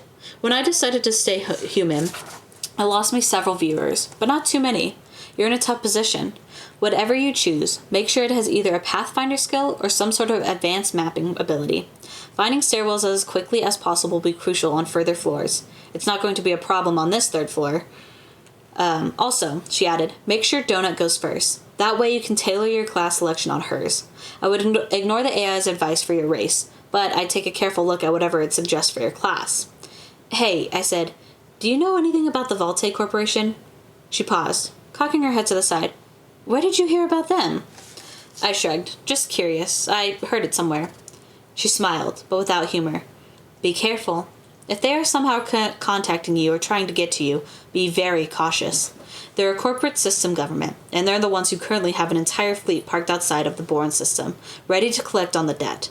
They were hours away from initiating full-scale collection action when the Kuo-ten stopped them in their tracks by starting the season early. They're one of the most powerful entities in the universe. The next season is going to be run by them. Are they human? I asked. I thought of Agatha. Was she one of these aliens? The idea seemed absurd. No, she said. Not usually. They're a parasitic life form. They do utilize human bodies, but their home world is aquatic, and they much prefer water-based hosts, such as the Kuo-ten or the Gleaners. They're known for their technological advancements. Their version of Dungeon Crawler World is less goblins and trolls and more android death machines and pulse rifles. I contemplated telling her about Agatha, but I decided against it. I decided it would be best to just stay away from the woman the best I could. Mongo pounced and chomped directly onto Donut's tail. She howled and started running in circles with Mongo still attached. Odette shook her head. You're going to want to level that thing up as soon as you can, but make sure Donut has proper control over him first. Those little nibbles and nose chomps are cute now. They won't be so adorable when he's fully grown. Do you know how big he gets? You honestly don't know what he is? Odette asked. He's a pretty common creature across the universe. They always see them in the human worlds with those guys and the others before the humans develop. Most human kids love these things. He's a dinosaur of some sort. I know that much. He's a dinosaur, right? Mongoliensis, or Mongolin, yeah, whatever. Her eyes flashed in a similar way that Mordecai's did when he was searching through his menus. Ah, I see, she said after a moment. The issue is the translation. Mongoliensis is based on off the scientific name. Your language had a more common name for those things. The little chicken jumped onto Donut's back and squawked. You called them velociraptors.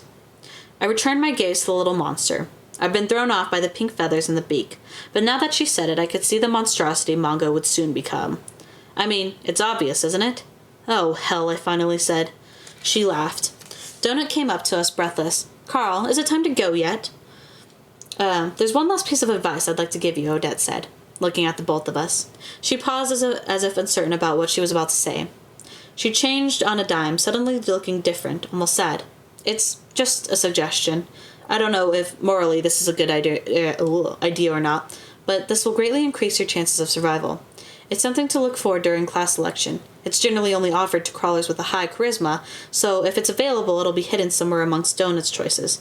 The problem is, if you pick it, it's going to make someone very angry. And that was the end of the epilogue. All right, guys, we finished the book, Dungeon Crawler Carl. Hopefully you guys liked it. I know some of you guys kind of joined like later in the book, the past couple streams, but I love Dungeon Crawler Carl like with a burning passion. I'm trying to get the last couple books now so I can finish reading the series. Well, it's not completed yet. I think Matt is still like publishing more, I'm pretty sure, but oh my gosh, I seriously love Dungeon Crawler Carl so much. There is like the bonus material backstage at the Pineapple Cabaret, and it's about a character named Rory. I don't think I'm gonna read it just because, you know, if you want to read it, you can get the book. You can get the book and read it. But I think it has like some more. Oh no, you know what? Actually, no. I know what this is. It's okay. We had met a character in the book earlier called Rory, who was a goblin. That's what this is about. So I think the backstage at the Pineapple Cabaret is basically just like one of the like mobs or NPCs that they come across, like how they like their story kind of. It's just so you could like get more of a connection with like the characters in the story, I believe. So if you want to read that, you can get the book, or maybe you can find it online somewhere. But anyway, yeah, that's a good like 2.5 hours. We finished. I'm glad we finished it today. So then next week we'll start The King in Yellow, which I'm very excited for because I'm a big Lovecraft fan. And I love The King in Yellow as well.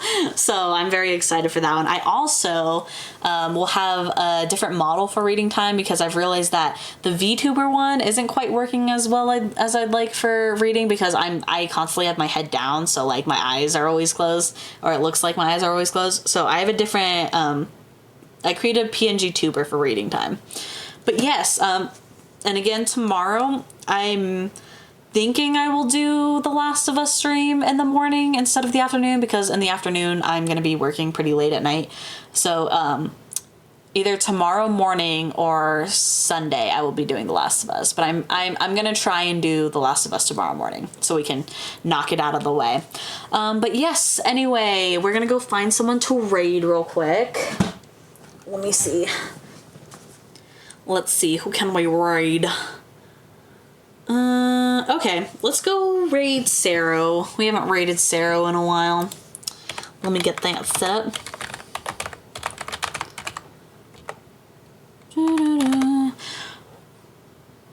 Did I spell that right? Yes. No, I did not. I lied. I did not spell it right. There we go. But yes, anyway, I hope you travelers have a good night, day, whatever it may be for you. And hopefully I will catch you in the next one. Bye-bye.